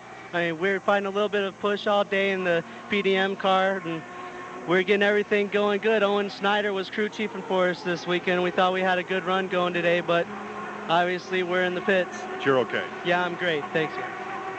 Looks like the best battle on the racetrack is for 5th position as Leyendijk and Richie Hearn are close together. They got about a car length separation between them right now, but in turn number 4 again, Hearn comes up on Leyendijk. Leyendijk, meanwhile, has Mark Dismore right ahead of him. It's a great 3-car battle. They've got a slower car ahead of them as they go into 1, Jerry. Leyendijk made the move, but that slow car held him down. Dismore stays to the outside of the track, and here now they're in the main straightaway, the back straightaway. It is Dismore to the outside. Leyendijk really in a battle with Richie Hearn. Hearn may have him as they head into that number 3 corner. Hearn has him as they head into the tri-oval again. Mark Dismore able to get around the lap car. Buzz Calkins as they come onto the tri-oval. Richie Hearn's going to fall in behind him as they try to make the way, but Ari Leyendijk will go down below the white line almost to the apron to make the pass underneath. It is a flat area down there, but I think he went down and used it, Mike. I really do. Terrific move by Leyendijk. He has his sights set now in the number 3 car of Dismore. But Mark Dismore is doing a nice job of staying ahead of Ari Leyendijk as they work through the traffic. Now we take a look back up front, and John Paul Jr. continuing to hold off the challenge of Tony Stewart, but that becomes a pretty good battle as John Paul Jr. laps slower traffic. Tony Stewart made the move momentarily. Robbie Buell is the guy that's going to get caught in the lap situation. And a lot of speed catching up with the slower cars, and that's really making for some interesting racing out here. And Tony Stewart may make the move here in turn number 1. He shoots to the inside, but John Paul Jr. holds him off for the moment. He did indeed. He had a good look down that back straight. Couldn't get the job done. John Paul Jr. just shut the door on him. He'll try it again in number 3. Same result. As they go to the tri-oval, it is still a terrific battle for the lead with John Paul Jr. out in front. Just a couple of car lengths separate the two. We'll see if Stewart makes a move on him this time. Not this time. John Paul Jr. continues to lead this battle. Just a couple of car lengths separate the two. We'll see if Stewart makes a move on him this time. Not this time. John Paul Jr. continues to lead this battle back here between Dismore, Leyendijk, and Hearn has settled down somewhat. Speaking of Mark Dismore, what a great job by this young man, and here's Gary Lee with more. Of course, Mark, a champion go-kart racer before he started any type of other competition. His dad, Emerson, was a championship driver before him, and now Mark's son, Mark Jr., is also a championship go-kart racer. But his daughter, 14-year-old Estina, says, you know, I get no attention whatsoever because I'm not winning races. Well, Estina, you just got your name mentioned on the Worldwide Radio Network. Your dad's doing a great job, and I know you're proud of him. Tony Stewart trying to make a pass on John Paul Jr. in the third turn. Did not get it done. John Paul Jr. continues to hang on to the lead as 71 laps have been completed. This is a great battle between these two drivers, Jerry. The times to the inside. Tony Stewart I speak of. He looked again here in the number 2 turn, changed his mind. He sneaks up on the rear bumper of John Paul Jr., makes the look again, and the same result, Bob. He just cannot get around him. Johnny Unser is showing some smoke from the rear of his car. He has it down on the pit apron and out of harm's way, but when the car went through the first corner, he was definitely smoking. I'm not so sure about what he didn't put down a little bit of moisture on the racetrack, but apparently not enough for the Indy Racing League and USAC officials to throw a caution. So it continues to be John Paul Jr. and Tony Stewart battling for the lead. They're working slower traffic in turn number 4. That's Davey Hamilton that they're trying to get around, and because of that, John Paul Jr. has opened up a little bit of daylight as Tony Stewart had to get on the brakes, was unable to get around him as cleanly as John Paul Jr. was. We're 74 laps in. We've run 35 laps under caution, but one thing is for sure, Bob, the fans have no complaint about the 39 laps of green flag racing we've seen. Great battles throughout this race so far, particularly up front. And right now, John Paul Jr. leading this race and doing a super job as he begins now to open it up just a bit. It's a long way to the checkered flag, but what a story it would be if John Paul Jr. could win this event, Gary. Well, you know, you alluded to his victory in that Michigan 500 a few years ago, and he is able to make that car very, very wide because, as I best recall, that shootout in that race was with the Ovalmeister, the master himself, Rick Mears, and he kept Rick behind him until Rick, I believe, crashed on the very last lap trying to get by John Paul Jr. That was quite an afternoon for John Paul Jr., and he hasn't been in too many headlines since then, but he is certainly making headlines here this afternoon, leading this race. Car going very slowly here on the tri-oval is Jim Guthrie. So out on the racetrack, it continues to be John Paul Jr. hanging on to the lead over Tony Stewart. Back in third position, it continues to be Robbie Gordon. Then here is Mark Dismore, Ari Leyendijk, and Richie Hearn continuing to run in that order. Now Leyendijk going to the inside as a caution comes out. And we have a car in the wall again, Jerry. Here, Bob, it's sliding down into my particular viewing area. It looks to be one of the Menard cars. It is Stewart. Yes, it is. It was one of the Menard cars. It is Tony Stewart who has cracked the wall the third time in the same area up here in number 2. The rear end of the car is a mess. Stewart still in the machine, appears to be moving around. The emergency rescue vehicles are on the way. They are at his side right now. Stewart still not showing any signs of getting out of the automobile, but appears to be moving, and that's the good sign. And we've had the third wreck of the day in the same general area.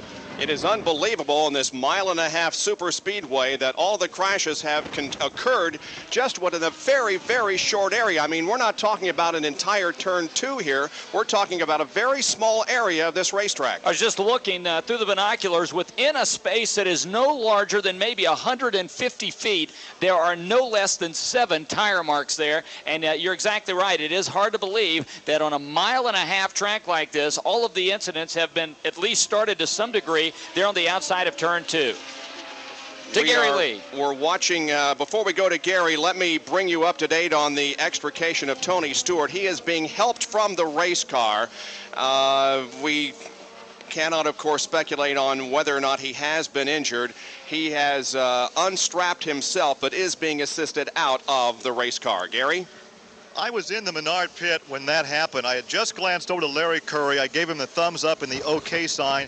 He shook his head with a big smile, so we can only speculate that maybe something broke on the race car because there was no indication before that there was a problem. We're taking a look at it on replay, and yeah, it appeared that something must have broken on the car because all of a sudden it got out from under. It made a half spin into the outer wall, took a tremendous impact on the side of the car. but the car came to a rest in the infield area, the area in the backstretch. So the stretcher is there at the scene of the crash, and Tony Stewart is being assisted out of the car, Gary. Well, you know, we have to question, will this be the last time we see Tony Stewart in this type of competition? Because you know he's being wooed out in front of him, so we have to wonder. The question is, will he make the decision to stay with John Menard for next year? John says he'll give him until maybe the end of October to make his decision. The new cars are coming out. They have to test before the opener at Orlando, and Tony, a young man at 24, has a major decision to make. Let's hope this is not the last time we see him in one of these race cars.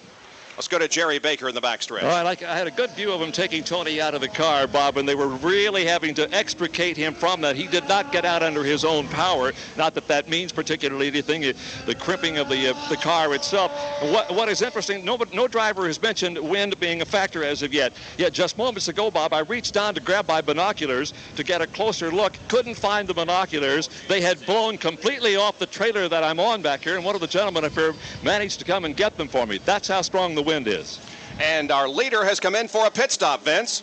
John Paul Jr. just came in and got new tires and topped off the fuel, but they did not make a single adjustment to the car. It is running beautifully. Paul Datlovich says they haven't had to touch it all day, and they're getting excellent fuel mileage. They are very confident about their position. It's been a busy area down in the pits here. Johnny Unser came in. He had a brake fire, and Stan Waddles had a cut tire, but he came in and overshot his pit, had to go back out and come in again. He was running in the top 10 at the time. Caution again at Las Vegas Motor Speedway because of an accident in turn number 2 involving Tony Stewart.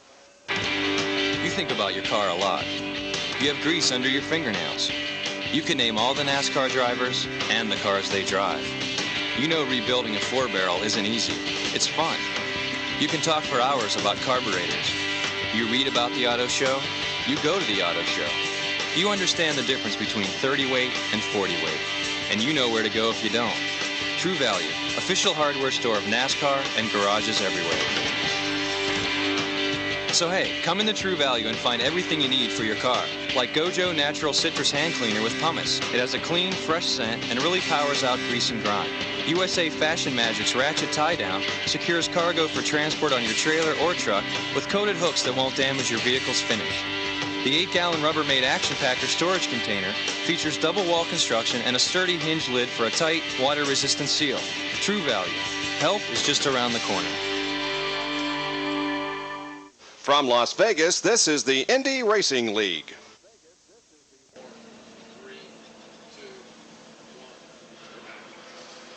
Back at Las Vegas Motor Speedway, and a reminder to our Indianapolis Motor Speedway Radio Network listeners, join us on January 25th, 1997 on most of these same stations for the Indy 200 from Walt Disney World Speedway in Orlando, Florida. That's the Indy 200 from Walt Disney World, January 25th, 1997.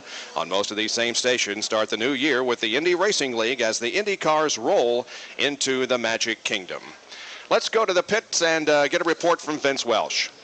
Roberto Guerrero and the Pennzoil Pagan Racing team are experiencing some handling problems we documented throughout the day. He has just come in under yellow on consecutive laps. The first time in, they gave him 4 degrees of in the front wing, but he had been complaining about his front wings vibrating. So when he came back in the second time, they taped the wings, hoping to eliminate the vibration problem and correct some of the handling that he's struggled with throughout the course of the race. So let's go to Gary Lee. Back here at the Infield Medical Center where Tony Stewart has just arrived, he was taken from the ambulance on a gurney. However, he had no cervical collar. He was not strapped down. His feet were actually tucked up under him, looked very comfortable. So hopefully in a few minutes after he's checked out, we'll have a chance to visit with Tony. Robbie Gordon is the lead of the race. Ari Lyondike is second. Mark Dismore third. Richie Hearn fourth. Michelle Jourdain Jr. is fifth. In sixth position is car number 1, Scott Sharp. Seventh belongs to car number 10. That would be Mycroft. In eighth position is Eliseo Salazar. Ninth is Michele Alboreto. And 10th spot is John Paul Jr. And Vince, run down the 40-lap standing, if you will. Johnny O'Connell is shown in 11th place, then Buzz Calkins. Did I call you Vince? Well, you did, but that's okay. I answer to just about anything these days. You can call me Jerry. Yeah, Roberto Guerrero is 13th. Robbie Buell is shown in 14th place. Tony Stewart, 15th. Then Jim Guthrie, Marco Greco, Stan Waddles, Alfonso Giafone, and Davey Hamilton fill out the top 20.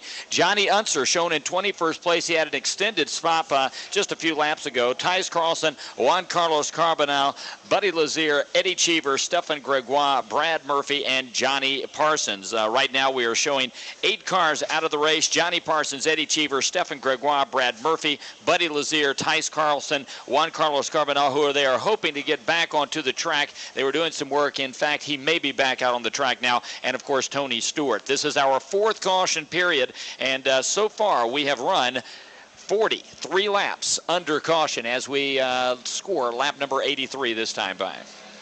Jerry Baker, if you'll look over your left shoulder, we don't see often in the Midwest, where we hail from, of course, these dust devils, but we see 3 of them blowing up over there by Nellis Air Force Base. Can you see those? Oh, yeah, I got a beautiful view of them over here.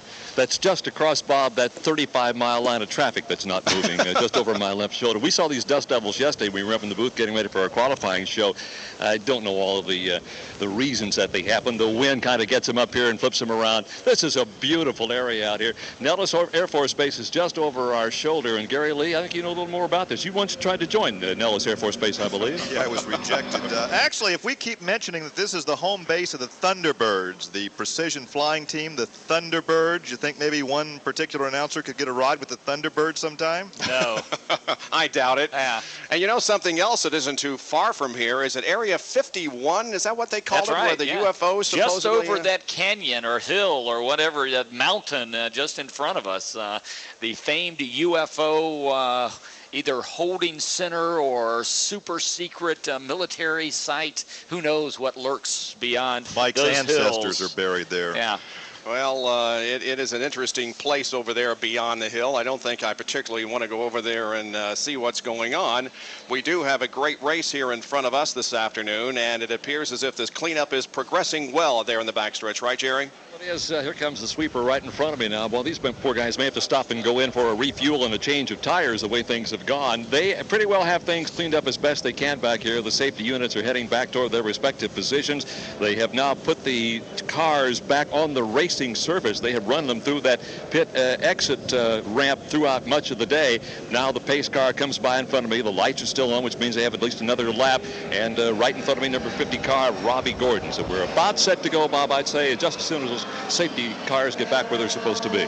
Before the caution, John Paul Jr. was in the lead. He has given it up to make a pit stop, but not only is it a remarkable performance by the driver, but he's not driving what I would call an updated car. Not at all. It's a 93 Lola. Goodyear tires on that car, but a Menard engine. Now, that's an interesting thing to keep note of there, because we have always thought that it would be Tony Stewart or Mark Dismore that would park the first Menard-powered car in Victory Lane. However, it could be that the first Menard V6 appears today with John Paul Jr. driving it. And here is another strange, because Mark Dismore has gone through this caution period without a pit stop, and now as we get set to go back to green, he makes a stop. Mark Dismore relinquishes third position to come in for service. We'll keep our eyes on that situation as we anticipate the green next time around. The Aurora pace car has the field in tow in turn number 2. He should be pulling off to the left and going on pit road, and we should get a start here in just a half a lap. Got to wonder if Larry Curry isn't perhaps allowing his man to get a little extra time to get started. You know, he had complained that last time they just simply did not have enough time to come up to speed. Well, now Mark Dismore, when the green flag comes out, if he's able to catch up to the field, obviously that's going to play against him. But if he's able to bide his time back there, he's going to get on the gas early. And as we see, the green's out, and here comes Robbie Gordon. Yes, indeed. The green is waving once again. Now it becomes a battle between Robbie Gordon and Ari Lyondike once again, with Richie Hearn running in third position and Michel Jourdain Jr. fourth. And Jr. is on the outside of Hearn into turn number 2. A battle between those cars. They are too wide as they come into that corner now. They make the move, and Jourdain will have the number 2 spot. He'll slip in behind Ari Lyondike. That's the way they'll go into the number 3 corner. Jourdain outside, and it's Robbie Gordon out front. Just a terrific show for this young man. Michel Jourdain Jr. running in 3rd spot and closing in on Ari Lyondike for 2nd as Robbie Gordon pulls away from the rest of the field. That's the way they'll bring him down to this backstretch back here. Jourdain now does put pressure on Lyondike. Gordon's run away and hit for the moment. Now they go 2 abreast into the number 3 turn. Jourdain getting pressure. Hearn is in there. They're down to the flyover area again. Richie Hearn coming up on the back of Jourdain. Hearn goes to the inside right at the start-finish line. Battles Jourdain for the position. Takes it in turn 1. He will start the backstretch in the number 3 spot. Here comes your leader, Robbie Gordon. Ari Lyondike to the number 2 spot. There is Richie Hearn. Then there goes Michel Jourdain. 1, 2, 3, 4. As fast as I can say them, that's where they are. Just about all equal distance as they come down through the tri-oval once again and complete another lap. Meanwhile, it is Scott Sharp who is catching up to the others. Scott Sharp in 5th position, and he's going to be up there battling with Jourdain before too long. The leader again is Robbie Gordon, and here just this quickly comes the number 1 car of Scott Sharp. Boy, you can pretty well throw a cover over these guys, Bob, and this racing's just getting started here.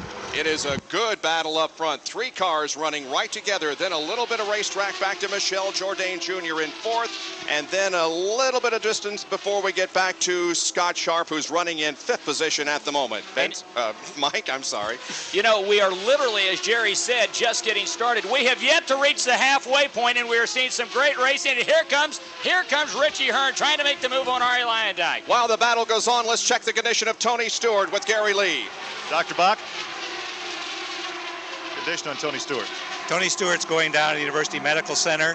He's awake, he's alert, he's complaining of some left shoulder pain and some lower back pain. He's going down there for further evaluation and some x-rays. That's the situation. To try to visit Tony was his mom, Pam, who was up in the grandstand, had to fight her way down here. We thought we were going to have to give her some oxygen because she was really out of breath time she got down here. So Tony will have to go for some more observation. Well, it's good to hear that he's going to be okay, though. Richie Hearn, meanwhile, has taken 2nd position and now sets his sights on the leader of the race, Gordon. Jerry? He made the move in the tri-oval over there, and now has his sights set, of course, on Robbie Gordon. And I don't know whether something happened to Ari or not, but he just seemed to pull over and let him go by. Yes, indeed, he did. Robbie Gordon moving up behind slower traffic in turn number 1, takes the outside line. Richie Hearn is right behind him. Just about 2 car lengths separate the two in the battle for the lead. Ari Lyondike has dropped back just a little bit. Michel Jourdain Jr. also off the pace just a little from where he was a few laps ago, but still maintaining that 4th position. You've got to wonder if Ari Lyondike isn't content to watch these guys race in front of him for a few laps. He's a smart race car driver. He's seen what's happened so far. 4 caution periods in the first 94 laps. Why get up there and dice it up if the guys in front of you can make the mistakes first? That is a very good point. You're not only saving the tires, you're saving the car, you're saving everything when you do that. This race is far from over. 95 laps have been completed, not yet to the halfway point, and so it is going to be a situation in which the guy who is able to save his car and be running at the finish may indeed be running at the front of the field. It is still Robbie Gordon showing the way as the faster cars continue to lap some of the slower ones. Robbie Gordon now coming up on some slower traffic in turn number 4.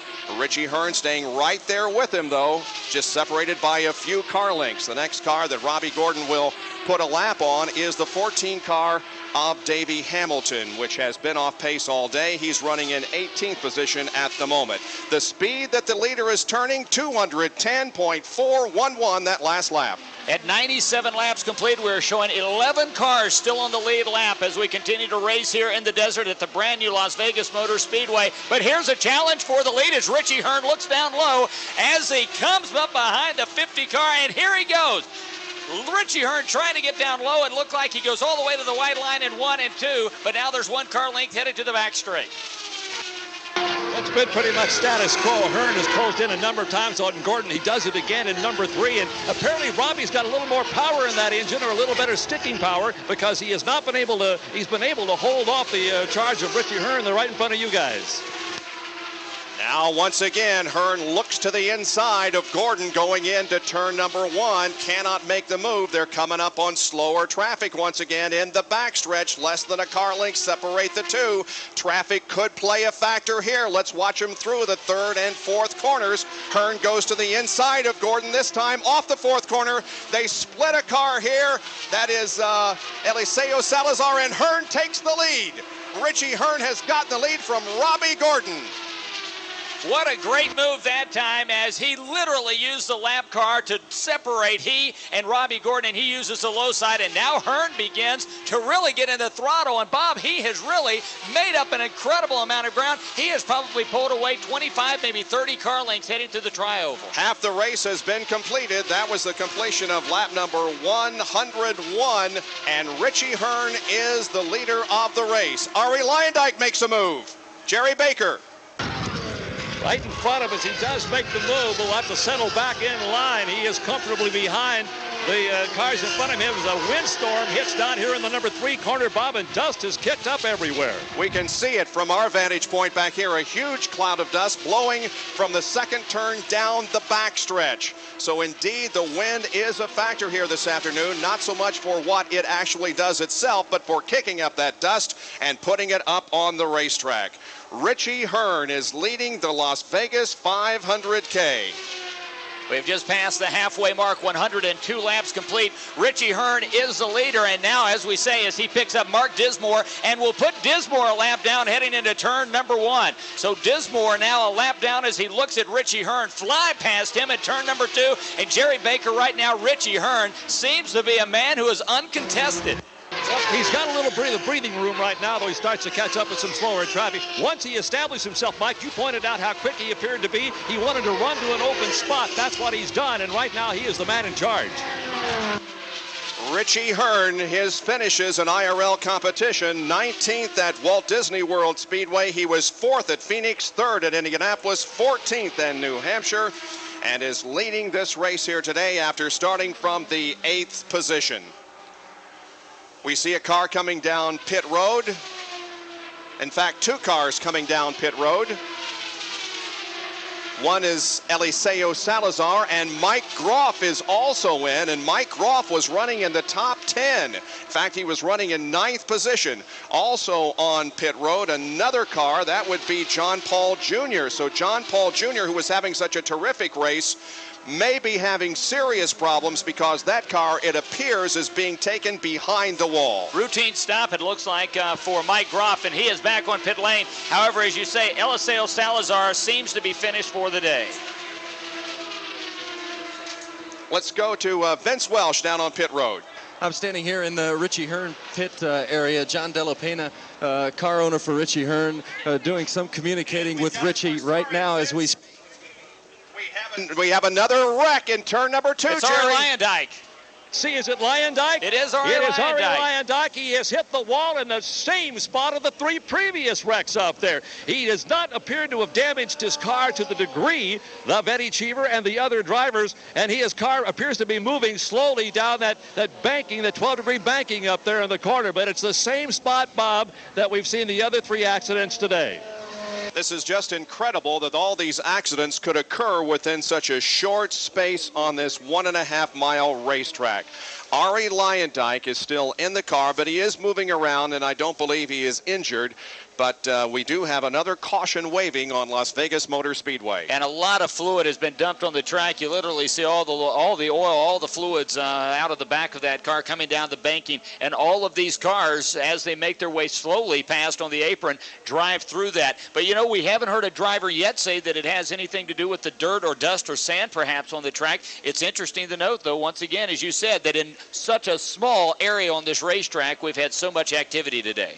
Ari Leyendijk is out of the car and is okay. In fact, he raises his hands as the huge crowd here cheers him after a terrific performance, but it's over for Ari Leyendijk. One driver trying to put a program together for 1997 is with Gary Lee. Well, Lynn St. James walking through the garage area. First of all, it appears that the wind, Lynn, is kicking up all this sand, and number 2 has been a problem area all weekend. Well, I think, you know, it's unfortunate that this is a beautiful racetrack, but not quite done yet. So I think that they probably have to we either water that down or, you know, and keep it wet over there to keep that from coming over. But the sand and all of the elements out here make it a little rough. So they've got a big fence up there, but that doesn't, you know, the sand goes right through it. But it's still a great facility. Obviously, a lot of people coming out here. Disappointed we're not running, but just great to see it be such a great success. Yeah, you're in street clothes, not a driving uniform, so tell us the progress of putting that program together. It's coming along well. It's just not quickly enough, and obviously we couldn't do anything for this race. I tried very hard to do that, but got to look at the long-term picture, and with the new, you know, series with the new equipment, we got to see the Dallara chassis, which is what I'll be running next year. So it was great to be here. And I'm just looking forward to Orlando. I mean, you know, there's a lot that has to happen in the next 4 or 5 months, but we're just doing everything we can to be ready. Hey, and what about that land speed record you're going after? Well, I was hoping we would get out. In fact, we've heard the salt is really good right now, so we're going to try to get some runs running on just practice runs, and then we're going to go out next year. Leaders are on pit row. Vince? Standing here waiting Richie Hearn's arrival, and he has just brought it in right now and has put on the brakes. He has stopped. We'll start the stopwatch and see how long it takes. They're going to change the rubber on all 4 corners and also top off his fuel as well. So far, it's a very smooth stop. The jack is down, the hoses are pulled away, and Richie Hearn goes at 13 seconds. A very efficient stop for Richie Hearn and the Ralph's Food for Less team. A very good stop. Robbie Gordon, meanwhile, was delayed just a little bit on entry to his pit stall because of a slower car. His work is now completed, and Robbie Gordon rolls back out onto the racetrack. 9 drivers, Bob, out of this race of the original 28 car field.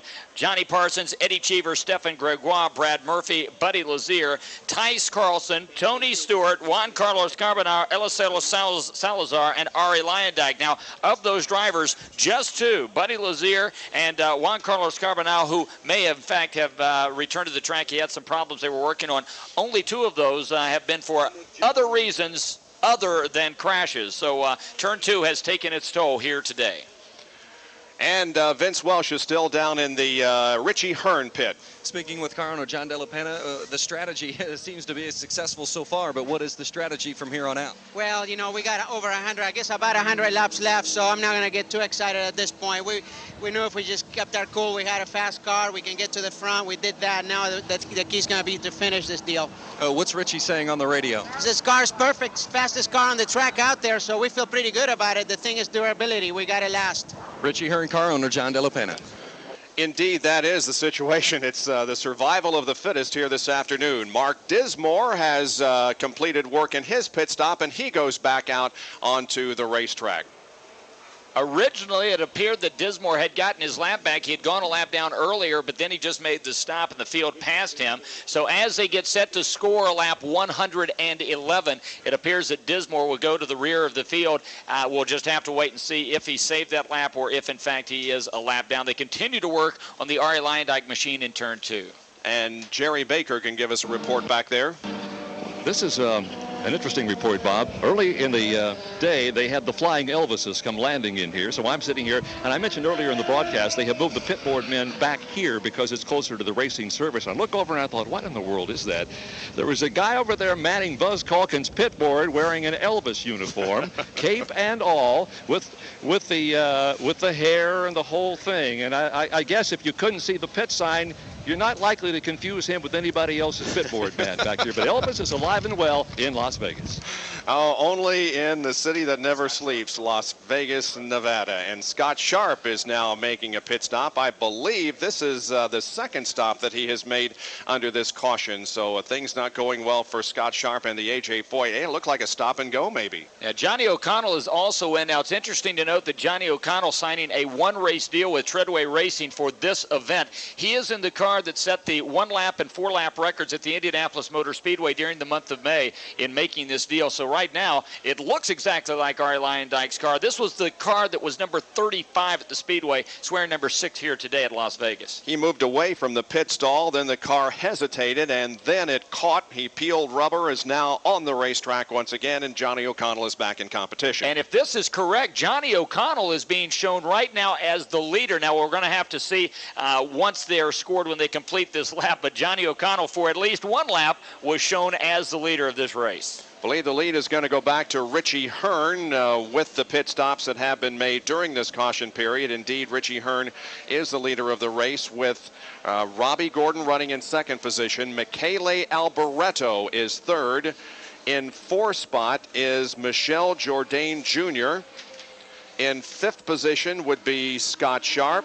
6th would be O'Connell. And 7th would be Mark Dismore. In 8th position, Mike Groff. 9th position would be Roberto Guerrero. And 10th would be Buzz Calkins. Mike? Now, as for lap 100, this is the way they were scored. Now, it's going to duplicate names just a bit here, but this is at lap 100. We'll go through the entire field rundown so you can find where your favorite driver is on the racetrack. Richie Hearn, as Bob said earlier, the leader. Robbie Gordon running second. R.A. Lyondike at lap 100 was running third. Michel Jourdain Jr. was fourth. Scott Sharp, Mike Groff, Michele Alboreto, Johnny O'Connell, Mark Dismore, and Eliseo Salazar round out your top 10. Roberto Guerrero shown in the 11th spot at lap 100. Buzz Calkins was 12th. Robbie Buell 13th, John Paul Jr. 14th, Stan Waddles, Marco Greco, Afonso Giafone, Davey Hamilton, Jim Guthrie, and Tony Stewart rounding out your top 20. Juan Carlos Carbonell, Johnny Unser, Tice Carlson, Buddy Lazier shown in the 24th spot going out earlier in the race, Eddie Cheever, Stefan Gregoire, Brad Murphy, and Johnny Parsons scored in the 28th and final position here. Right now we have 9 drivers out of the race, 19 cars still on the racetrack, and we have 6 cars on the lead lap. Richie Hearn, the leader, with 113 laps complete. Let's go to Gary Lee. We talked earlier about all these cars that would be for sale when this season is over and the price tag. I think I can cut you a real special deal on a few of these guys because the price is dropping off on a few cars, and the cars that haven't been wrecked, the price is going up. The caution flag remains out. However, the cleanup has been completed back in the back. Caution flag remains out. However, the cleanup has been completed back in the backstretch, and we're looking for the indication that next time around we'll be getting the green flag and a restart. Well, it certainly has been an accident-filled race, but on the other hand, while the green is out, we have seen some great racing. No indication from the flagman here on the tri-oval that we'll be going green next time around, so we'll hold off on that for the moment. You would think we would have seen it too, because all of the safety equipment has cleared the track. They've been able to get all the speedy dry up. It looks like now, though, Bob, if I'm not mistaken, it looks like the lights are off on the pace car. That it's heading Jerry Baker's way now. Jerry, are the lights out on the pace car? Well, I can't see them just yet, Mike. It's not quite in my view. Now it is right in front of me here, and yes, indeed, the lights are out. The pace car picks up pace, heading back into the pit area. There are 4 cars now in front of Richie Hearn. That will be interesting when we do go green here.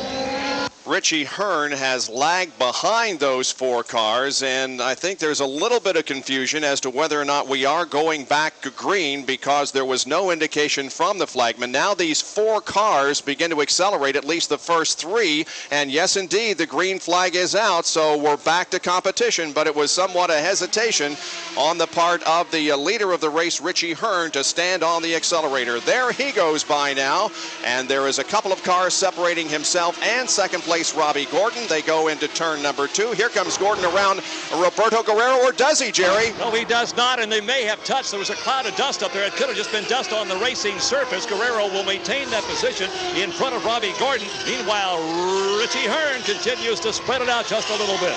6 cars on the lead lap. Roberto Guerrero is a lap down. And he stays, however, ahead of our second place car, Robbie Gordon. Interesting on that restart, Bob, because Mike Groff was one of the 3 cars in front of the field. Groff was a lap down. It enabled him to get a huge start on this field, and now he's a half a lap closer to picking up the lead lap once again. So it's going to be interesting to see if Mike Groff can take advantage of what was a very early green flag, at least in the estimation of the leaders here. Mike Groff running back in the 8th position, about a lap and 22 seconds behind the leader, and so indeed we'll keep an eye on that. If there is a caution here in the next few laps, he'll be able to make up some major ground on the rest of the field. Meanwhile, Richie Hearn continues to show the way here, and 117 laps have been completed. The last lap for the leader was 215 miles an hour, 215.638. Compare that with some of the other speeds down in the 207 and 8 mile an hour bracket. So Richie Hearn definitely with the the fastest car on the racetrack. But the last lap, 211.889 miles an hour, turned by Scott Sharp. So suddenly Sharp seemingly finding more speed and is making up some ground on the racetrack. Scott is on the lead lap of the race, running in 5th position. Again, 6 cars are on the lead lap at the completion of 119 laps. We have had 52 laps run under caution, five caution flags in the first 114 laps of this race. We're scoring lap 120 the next time by. The leader of the Indy Racing League point standings going into this event, Scott Sharp, running 5th, has a fast car. Here's Vince Welsh. I just left Scott Sharp's pit crew, and they said that he really didn't feel as though he had the car that could win the race. But, of course, we know anything can happen. All you have to do is think back to Loudon when it seemed to be Tony Stewart's race to win, and Scott Sharp snuck in there and posted the victory. So keep an eye on Scott Sharp. Although they do not believe he has the best car out there right now, he is still in the thick of things and running in the top 5. And again, it's going to be the survival of the fittest here this afternoon, and we're a long way, 80 more laps to go in this contest. At the moment, it is Richie Hearn leading the Las Vegas 500K. For years, people from other countries have looked at us here in the U.S. as being aggressive, brash, even a little cocky. So what does Oldsmobile do? They introduced the 32-valve, 250-horsepower dual overhead cam V8 Aurora, a radical departure from the same old luxury performance sedans everyone else is building. With a body structure so rigid, it ranks among the world's best automobiles. Kind of makes you wonder what folks are going to think of us now. Test drive an Aurora today at your authorized Oldsmobile Aurora retailer. When it's time to make the choice for your family and your car, you don't make compromises when you know what the choices are. So take a stand for quality and safety's sake. Say Ray Vestas, the best in brakes. Say Ray Vestas, the best in brakes. Say Ray Vestas, the best in brakes. From Las Vegas, this is the Indy Racing League.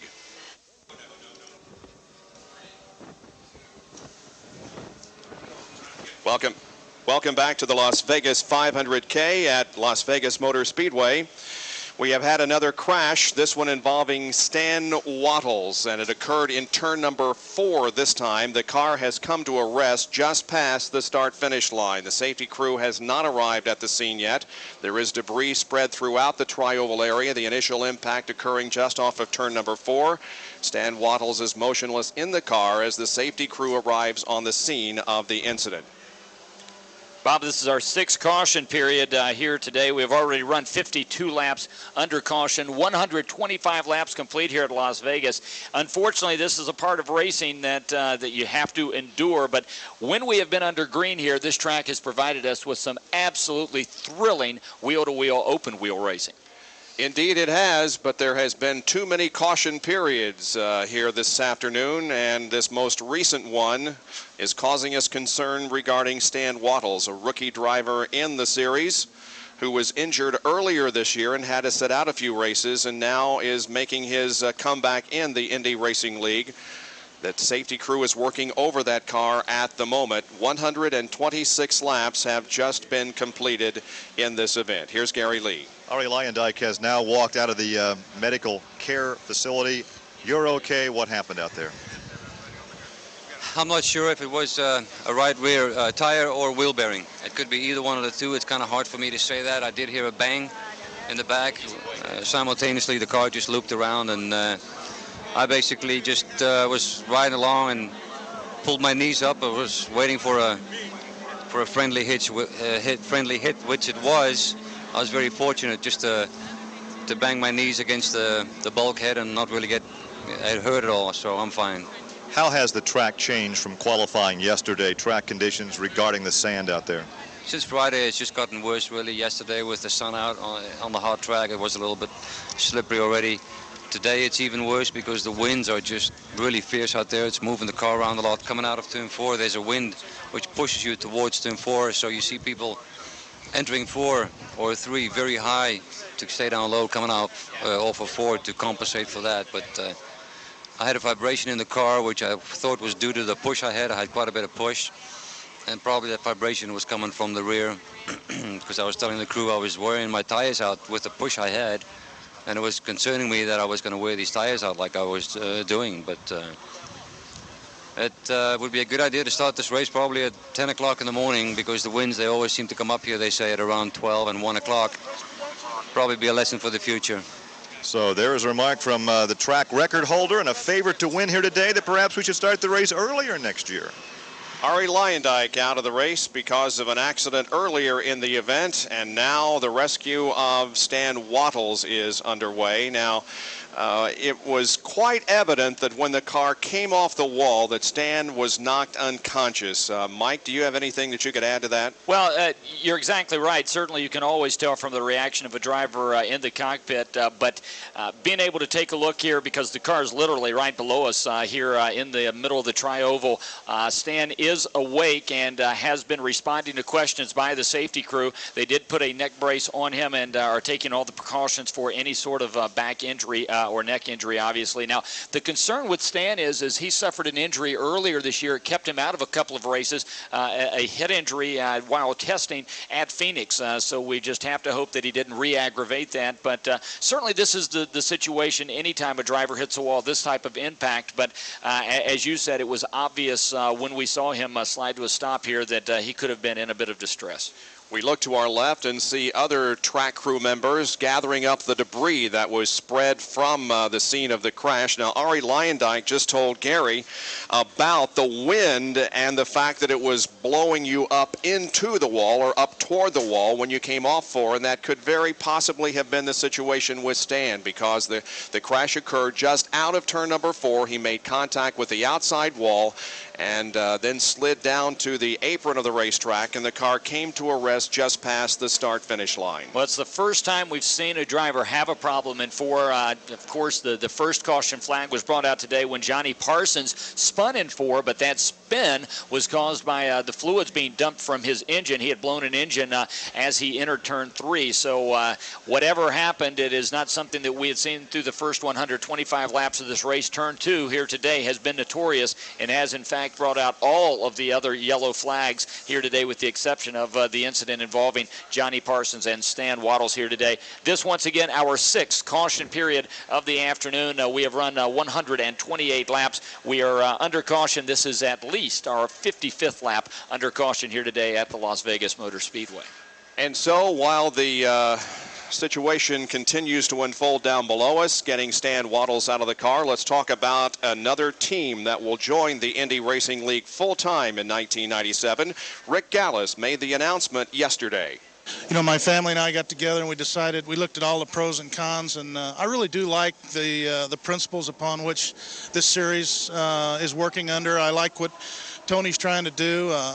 He's trying to make it a little bit more affordable budget-wise. He's trying to bring some young drivers up. He's in, you know, we're getting some new teams. It's really an open series, and I like that concept. So with all those, you know, those things we were looking at, we made our decision to do it. Now, of course, you came to the Speedway during the month of May. You guys had a great run, and we kind of felt like we might see you back. It's tough not seeing Rick Gallis at the Speedway during the month of May.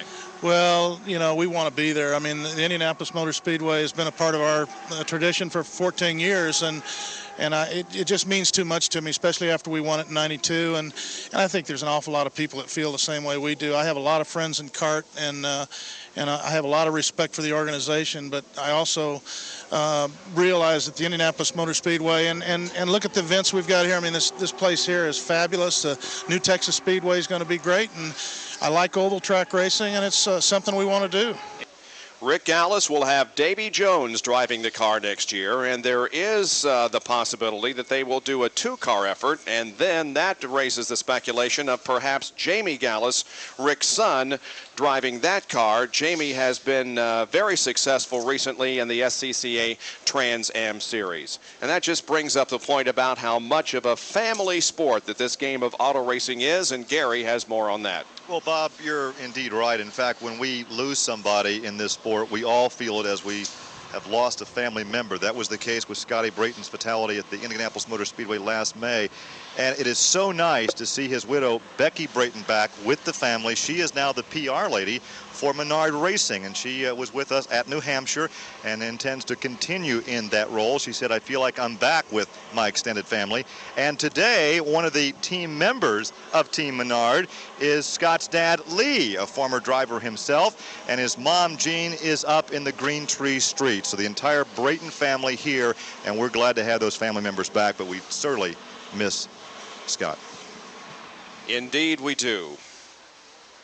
Turning our attention now toward the car that rests in front of us on the inside of the racetrack. They are continuing to work over Stan Wattles. He is not out of the car at the moment. They have the jaws of life fired up once again, and the extrication process is continuing. Yeah, they're literally having to cut part of the tub in order to lift Stan out and keep him at a optimum posture so as not to move him too much. So they have to bring out some pretty heavy-duty equipment in order to cut through these carbon fiber tubs. They are so strong, but of course the problem there is the fit is so tight, the tub is so strong that it's very difficult for them, the safety personnel, to be able to actually work around and get the driver rather out of the car without disturbing his sitting position or moving him about in such a way as to aggravate the injury even more. And so that's why so far we have spent 7 laps under caution since Stan Wattles hit the wall on lap 125. Stan hails from Seward's Point, Florida, and this is his 3rd Indy Racing League event, his 2nd with the McCormick Motorsports team. Stan is racing in cooperation with the National Center for Learning Disabilities Incorporated to help increase the public awareness and understanding of learning disabilities.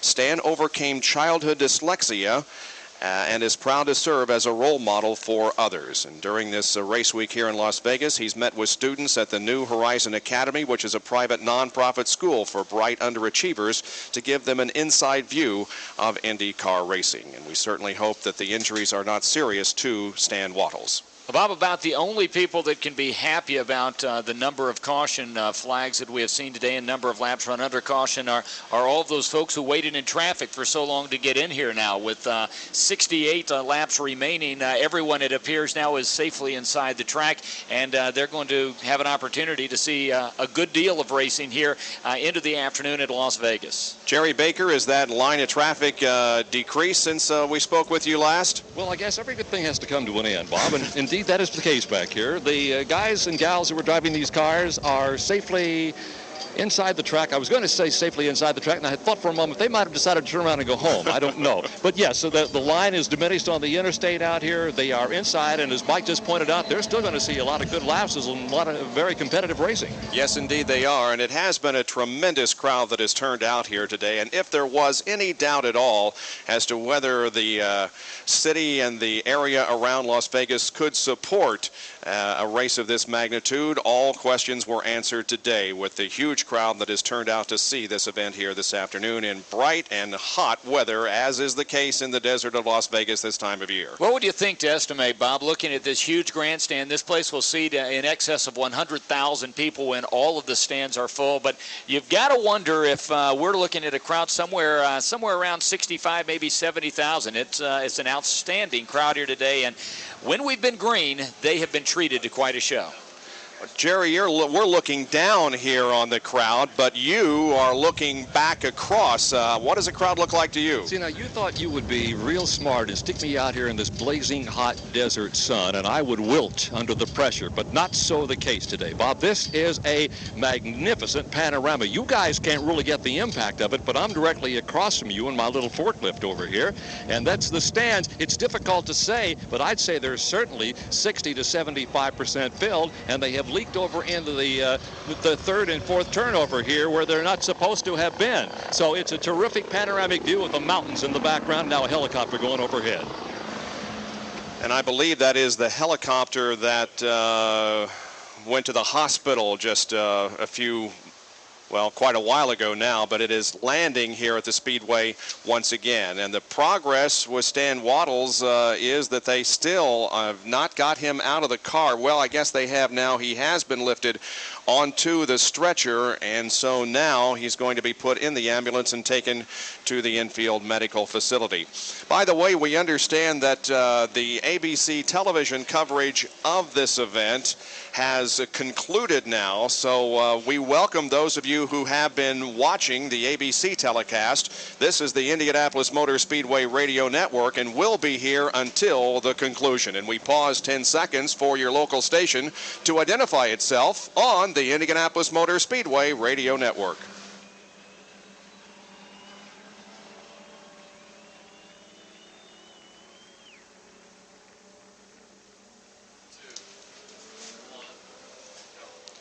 I'm Bob Jenkins, back at Las Vegas Motor Speedway. Working with me, Vince Welsh, Mike King, Gary Lee, and Jerry Baker. And we are 134 laps into this 200-lap race at Las Vegas Motor Speedway.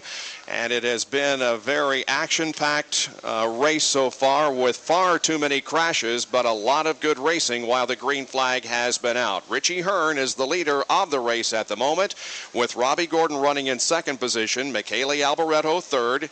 In fourth spot is Scott Sharp. Fifth place, Michelle Jourdain Jr.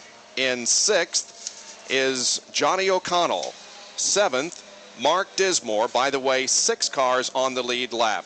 A lap down in seventh position is Mark Dismore. In eighth position, also 1 lap down, is Mike Groff. In ninth position, 2 laps down, Roberto Guerrero. 10th position, also 2 laps down, Buzz Calkins. 11th position, 3 laps down, Robbie Buell. In 12th, also 3 laps down, Eliseo Salazar. 13th position, 6 laps down, car number 40, Marco Greco. 14th position, 7 laps down, car number 34, Afonso Giafoni. The 15th position, 12 laps down, belongs to car number 14, driven by Davey Hamilton. In 16th spot, car number 27, Jim Guthrie. He is 15 laps down. 17th position is car number 30, Stan Waddles. He is out of the race, having just crashed. In 18th position would be car number 5, Ari Lyondike, who crashed earlier. 19th spot is the car number 18, driven by John Paul Jr. 20th position belongs to car number 15, J.C. Carbonell. Running in 21st spot would be car number 2, Tony Stewart. All of these cars are out of the race. 22nd position will go to the 64 car of Johnny Unzer. The 23rd spot goes to car number 28, Tice Carlson. 24th spot will go to Buddy Lazier. The 25th position will go to car number 51, Eddie Cheever. The 26th spot goes to car number 8, Stefan Gregoire. In 27th position, that position will go to car number 9, Brad Murphy, and the 28th and final position will go to Johnny Parsons, who was the first out of the race, crashing early in the go. 136 laps are complete, and we have been under caution since lap number 125 for the single car incident involving Stan Waddles. All of the safety equipment has now cleared the track. Stan Waddles' car being returned to the garage area on the hook, and the safety crews will now reassemble in their positions. 6 caution periods in this, and it looks like we'll be getting ready to go back to green flag racing here momentarily. But up to this point, Bob, we have spent 63 laps of this race under the yellow flag, so just about half of this race has been run with the caution flag flying. We see now the furled flag, which means we will see the green flag next time by. We do have 1 car between Richie Hearn, the leader, in second place, Robbie Gordon. That would be car number 14, driven by Davey Hamilton. So Robbie Gordon will undoubtedly make quick work of that car as he begins his pursuit of the leader, Richie Hearn, when we go back to green in just about 3/4 of a lap. Certainly anticipate some great racing up front. Richie Hearn has been very quick and was running exceptional laps, but keep your eye on Scott Sharp. Scott Sharp, well, he hangs around, and that is the key. That's exactly what he did at New Hampshire when he was able, despite the fact that he was running nearly 3 laps down with 18 laps remaining, he was able to take advantage of Tony Stewart's misfortune, as now Richie Hearn, your leader, begins to excel through turn number 3. He stands on the throttle and gets a big jump on the rest of the field. The green flag is waving. Here comes Hearn off of corner number 4, crosses the line. Robbie Gordon trying to get around that slower car of Davey Hamilton. Now he does so. And so Robbie Gordon now has clear racetrack ahead of him, but there's a long distance, Jerry Baker. Richie Hearn has really stepped it out. They've let these cars really get the jump on the green flag, surprisingly so today. There's Robbie Gordon, Davey Hamilton getting in the way, and now out of the way of Michele Alboreto. But right now it is Richie Hearn comfortably out in front. Jerry, there's a car going very slowly down the backstretch right in front of you. Who is that? It is right in front of me, right? Well, it's Alboreto right here in front of me, as a matter of fact, just now getting here. That is under power, I think, Bob, coming into the pits. And he was running in 3rd position, so a tough break for Michele Alboreto in the Team Scandia car. He's on pit road on the entrance right now, and he's got a flat left rear tire. That's the reason why the car has slowed. It probably is nothing more than that, no other mechanical problem, but he's going to have to come in and get a tire changed, and that's going to put him at least 1 lap down as the field goes by. You know, the number of incidents that we've had here this afternoon, Bob, these cars are designed to disintegrate on impact, almost literally, the physics of these cars to disperse energy. Well, the amount of carbon fiber pieces that come off of this car, absolutely amazing. We've had 6 incidents here today. A lot of cars have been destroyed, and certainly seeing these tires cut down and picking up some debris is not a surprise. Let's go to Vince Welsh. Michele Alboreto did indeed have a flat left rear. They took the opportunity of stopping to change the rubber on all 4 corners and top off the fuel. He's in and out in 15 seconds.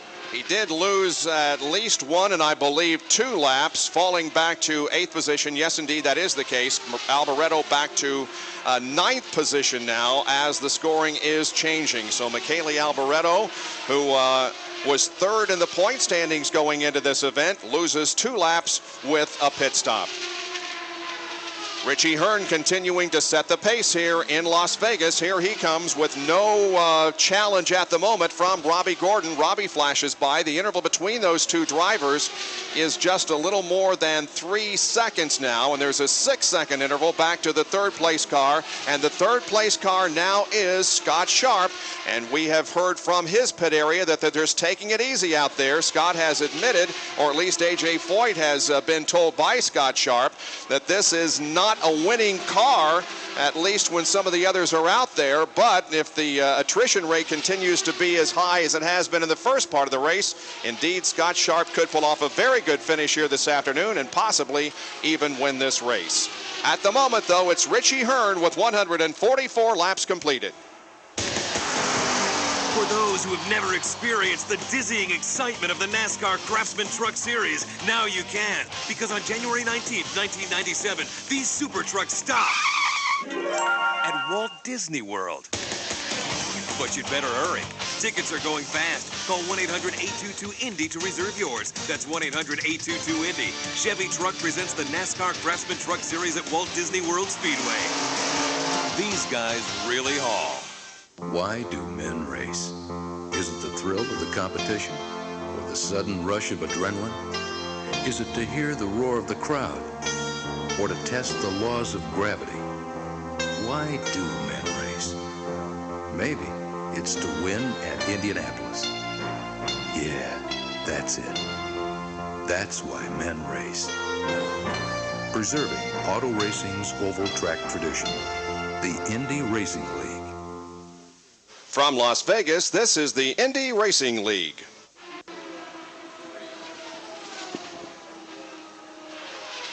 Welcome back to live flag-to-flag coverage of the Las Vegas 500K from Las Vegas Motor Speedway. Richie Hearn is the leader at the moment after 150 laps. We've got 50 to go, and the interval between Richie Hearn and 2nd place Robbie Gordon is 3.6 seconds. Doing an outstanding job in 4th position is Michel Jourdain Jr. Here's Vince Welsh. Standing here with Dick Simon of Team Scandia. Boy, this young driver here is Michel Jourdain Jr. What a run he's had today. Yes, he has. Unfortunately, qualifying, he lost a valve in the engine. Crash, Vince! On 7 cylinders, and he just has done a marvelous job here in the race. Mark Dismore has crashed in turn number 3. Again, very hard impact with the wall, and the car comes to a rest on the inside of corner number 4. Sorry to interrupt that report from Dick Simon and his thoughts on his driver, but certainly this crash takes precedent over all. We do see Mark Dismore moving around in the car. He is taking the steering wheel off and appears to be uninjured. The car, however, is a total loss. The front end of the car damaged, the left side showing major damage. He slid up into the wall in turn number 3, made hard impact, slid all the way through the 4th corner, and came to a rest right at the entrance of the pit road. And let's go to Vince Welsh, who's in the Menard pit. Here with John Menard. John, any indication at all what happened with Mark? Yeah, Mark told me he ran over something on the track that came off of Gordon's car, and that caused the accident. Oh, there you hear it. Something evidently come off the car of Robbie Gordon, and Mark Dismore ran over it, causing the accident. It was almost a hit-on impact, slightly to the right front of the car, and then it slid along the wall for quite a distance through the entire 4th turn, coming to a rest, sliding across the track, and coming to a rest to the inside in turn number 4. And Dismore was also doing a fine job. He was a lap down, but in 6th position when the incident happened. Jerry Baker, what do you see out there in the backstretch? I can see what appears to be one of the wings off the front of Dismore's car laying in the turn between 3 and 4. So you're right on, Bob. That's where he tagged the wall, and then it began to disintegrate. And as Mike pointed out, that's what they're supposed to do. But it's seldom you see a wing almost totally intact laying up there all by its lonesome. And again, we saw Mark Dismore moving around in the cockpit. He was talking to John Menard, and so we don't believe that this is, again, an injury situation, but it does bring out another caution flag on the track. And how many is that, Mike? That's our 7th caution period of the afternoon, and that will make for the 11th driver to go out of this race. 17 will return, and the leaders now are making what should be, Bob, their final pit stops of the race. Vince? I'm here in the Richie Hearn pit, and he is taking advantage of the yellow. They're going to put on new rubber, and Robbie Gordon is coming in just ahead of him. Remember, keep in mind that Mark Dismore had radioed in saying that something had come off the car of Robbie Gordon, and that is what he ran over. Richie Hearn is out safely, and Robbie Gordon has a quick pit stop as well, and he is off and running. But keep an eye on Gordon. If something did indeed come off his car, that could come back to haunt him later. Indeed, both drivers making good pit stops, as did Scott Sharp, who will go onto the racetrack in 3rd position. Well, Indianapolis 500, IndyCar, and the Indy Racing League are trademarks owned and licensed by the Indianapolis Motor Speedway Corporation. Any rebroadcast, reproduction, or use of information and descriptions contained in this broadcast without the written consent of the Indianapolis Motor Speedway Radio Network is prohibited. Well, we were supposed to go off the air about 15 minutes ago had things worked out the way we had hoped they would, and this would be a short, caution-free race with the speeds that they were turning in qualifying and in practice. If everything had gone without a caution, we would be done by now. But the fact is we've had numerous crashes this afternoon that has slowed the pace of this race considerably. There are 153 laps completed, so still a long way to go here as Mark Dismore continues to be in his race car, I believe. And, you know, it's interesting to note that it is many of the veteran drivers here this afternoon that have been involved in these incidents as opposed to some of the newcomers. Now, obviously, some of those newcomers are running far off the pace, but you look at the drivers now out of the race. Johnny Parsons, Eddie Cheever, Stefan Gregoire, Brad Murphy, Buddy Lazier, Tice Carlson. Now, let's add real quickly that Buddy Lazier was not involved in the crash. He had a handling problem with that car, and they opted not to leave him on the racetrack. Tony Stewart is out of the race. Eliseo Salazar, Ari Leindyke, Stan Waddles, and now Tony Stewart is out of the race. Eliseo Salazar, Ari Leindyke, Stan Waddles, and now Mark Dismore. So many of these drivers out of the race certainly have many races under their belt. So this racetrack not being particularly kind to the veterans. By the way, we can report to you that there have been no serious injuries except for Brad Murphy, who was airlifted to the hospital because of a possible broken leg. And we also await a word from the infield medical center. Gary Lee is down there waiting for Dr. Henry Bach to come out. Any progress down there, Gary? Well, indeed not, because we were just told that Dr. Bach was waiting for Mark Dismore to arrive once he is extricated from that car, and so we're waiting for the report both on Stan Waddles as well as Mark Dismore once he arrives at the infield medical care facility. So we'll await word on the condition of him. And meanwhile, the number 6 car of Johnny O'Connell, which, according to our scoring, picked up the lead there for a moment with the pit stops by Richie Hearn and Robbie Gordon. Now the 6 car of Johnny O'Connell does make a pit stop, and so he relinquishes the lead. Gary, with more on that car. Well, actually, we were talking earlier about which car won at Phoenix and which car set the track record at Indianapolis. I talked to Fred Treadway and I said, what could I buy that car that was just wrecked? He said, well, I'm going to restore that one because he said, that is the car that set the track record at Indianapolis. And I said, how about the other one? The one that won at Phoenix? He said, that's the one that Johnny O'Connell is in. So really, he would like to have both cars restored to keep because he said, obviously, that was my first win ever at Phoenix and my first big track record at Indianapolis. Mark Dismore is on the stretcher being loaded into the ambulance right now, so he also will have a check at the infield medical center. Has not been a good day, certainly, for Team Menard, and we hope that he is going to be okay. He gave a thumbs up to the safety crew as they immediately arrived on the accident scene. However, it is, of course, mandatory that all drivers involved in a hit like that make a trip to the infield hospital to be examined. Well, Robbie Gordon has performed well here in this race. Car owner is Derek Walker. Here's Vince Welsh. It has indeed been a good run for Robbie Gordon today, but Derek, Mark Dismore had radioed in and said he had run over something that had fallen off of Robbie's car. Any indication of that from your end when you had the recent pit stop? No, none whatsoever. It's the first I've heard of it. We've had a puncture too in one of those pit stops. We found one, but no, the car's actually running great. We have no reports of any problems, just getting the balance right. Was that the adjustment that you made when he came in? Yeah, we've been working with the car basically every stop, doing a little bit of more refinements to the conditions that changed. The winds has changed a bit, you know, and the temperatures got down a little bit lower now. So the track changes quite. It's very sensitive. So we've been just playing with the car and riding out. So looks like we're down to the last shootout here. You feel like you have a potential winner? Well, I think we've got, if we can get the car back the way we had it at the start of the race, yeah, I think we could give Richie a good run for his money. Right now he's got a pretty good race car, so we need to get our balance back to do it. But I think we got a good shot. Derek Walker and his team, Robbie Gordon. One of the nicest guys you ever want to meet, Derek Walker, the owner of the car driven by Robbie Gordon here this afternoon, running in second position at the moment. Well, we told you earlier that there was an announcement by Rick Gallis this weekend that he was going to have a full-time IRL car next year for Davy Jones, and other announcements came yesterday from Delco Electronics president and CEO Gary Dickinson. We made a couple of announcements today, and one of them is that we are tying into IRL with our engine controller and our telemetry systems. This is the high-tech stuff that we have used in kart and IMSA races, as well as some of the desert races. We've used these kind of controllers since 1988. This is an upgrade and a new product for us, but we're delighted to be a part of IRL now, and we are tied in with Oldsmobile engines for these races, and many other race teams, independent of engine, will be using our telemetry systems now throughout the 1997 season. And the other announcement by Gary Dickinson was that Delco Electronics will sponsor the Rick Gallis high-tech team for the 97 Indy Racing League campaign, which begins in Orlando in January.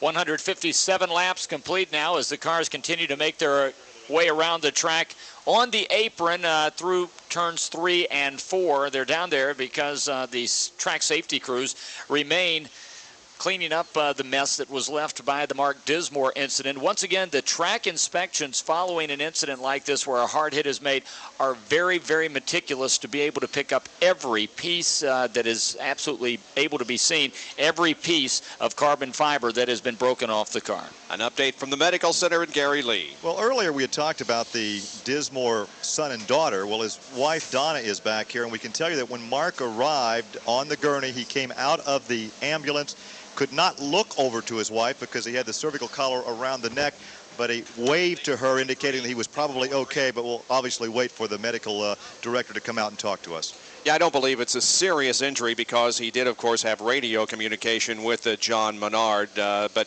certainly they want to check over the injuries at the hospital to make sure that there are no serious complications.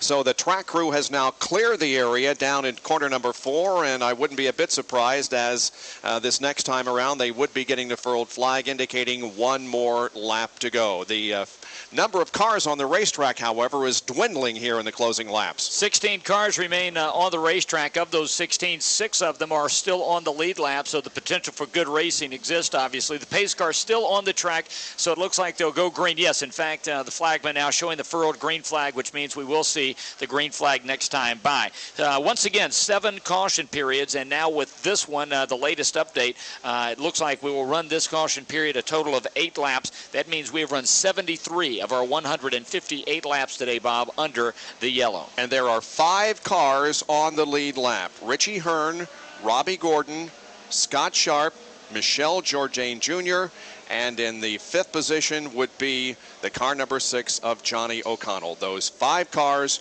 on the lead lap. As we get set to go back to racing now, the field moving slowly through corner number 1, the pace car pulling out ahead as he takes it off of corner number 2, and we anticipate a green flag here in just a few moments. Still bright sunshine beating down on this crowd that has come out here to watch the inaugural running of the Las Vegas 500K at the new Las Vegas Motor Speedway, which ultimately will have 24 different racing venues when all is completed. The pace begins to quicken. The pace car well off the track now, and here we go. The green flag is about to come out. And indeed, it waves. We're back to racing at Las Vegas Motor Speedway. Richie Hearn, here he comes. He's got Robbie Gordon right behind him. There are 3 cars in front of them. It's a battle between Gordon and Hearn in one, Jerry. Well, Robbie Gordon would not, absolutely would not let Richie Hearn get a jump on that lead. He has now made the pass.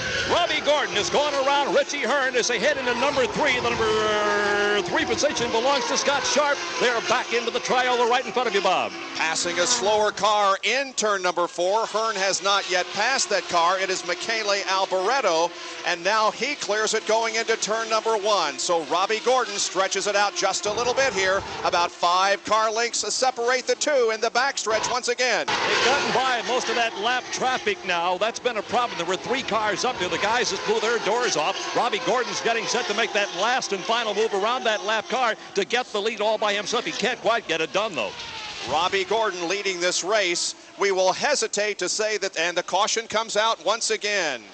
We don't see any major problem on the racetrack. Don't believe this involves a caution, but rather an accident, but the caution has come out once again. Well, I do not see anything, and of course, Jerry Baker just checking in, so we are being told now debris on the racetrack. So we do have debris on the track, and at this point, that is certainly something they're going to be looking for with all of the incidents that have occurred today. 8th caution of the afternoon at Las Vegas Motor Speedway. When it's time to make the choice for your family and your car, you don't make compromises when you know what the choices are. So take a stand for quality and safety's sake. Say Ray Vestas, the best in brakes. Say Ray Vestas, the best in brakes. Say Ray Vestas, the best in brakes. While developing the engine for the Aurora, we wanted to make sure it could stand up to just about anything. So we ran the 32-valve, 250-horsepower dual overhead cam V8, the equivalent of 31 consecutive Indy 500s. And while we're happy to report that the engine held up quite nicely, thank you, the same cannot be said of 47 speed and endurance records, including 2 world records previously held by Mercedes. We invite you to test drive the Aurora today at your authorized Oldsmobile Aurora retailer. From Las Vegas, this is the Indy Racing League.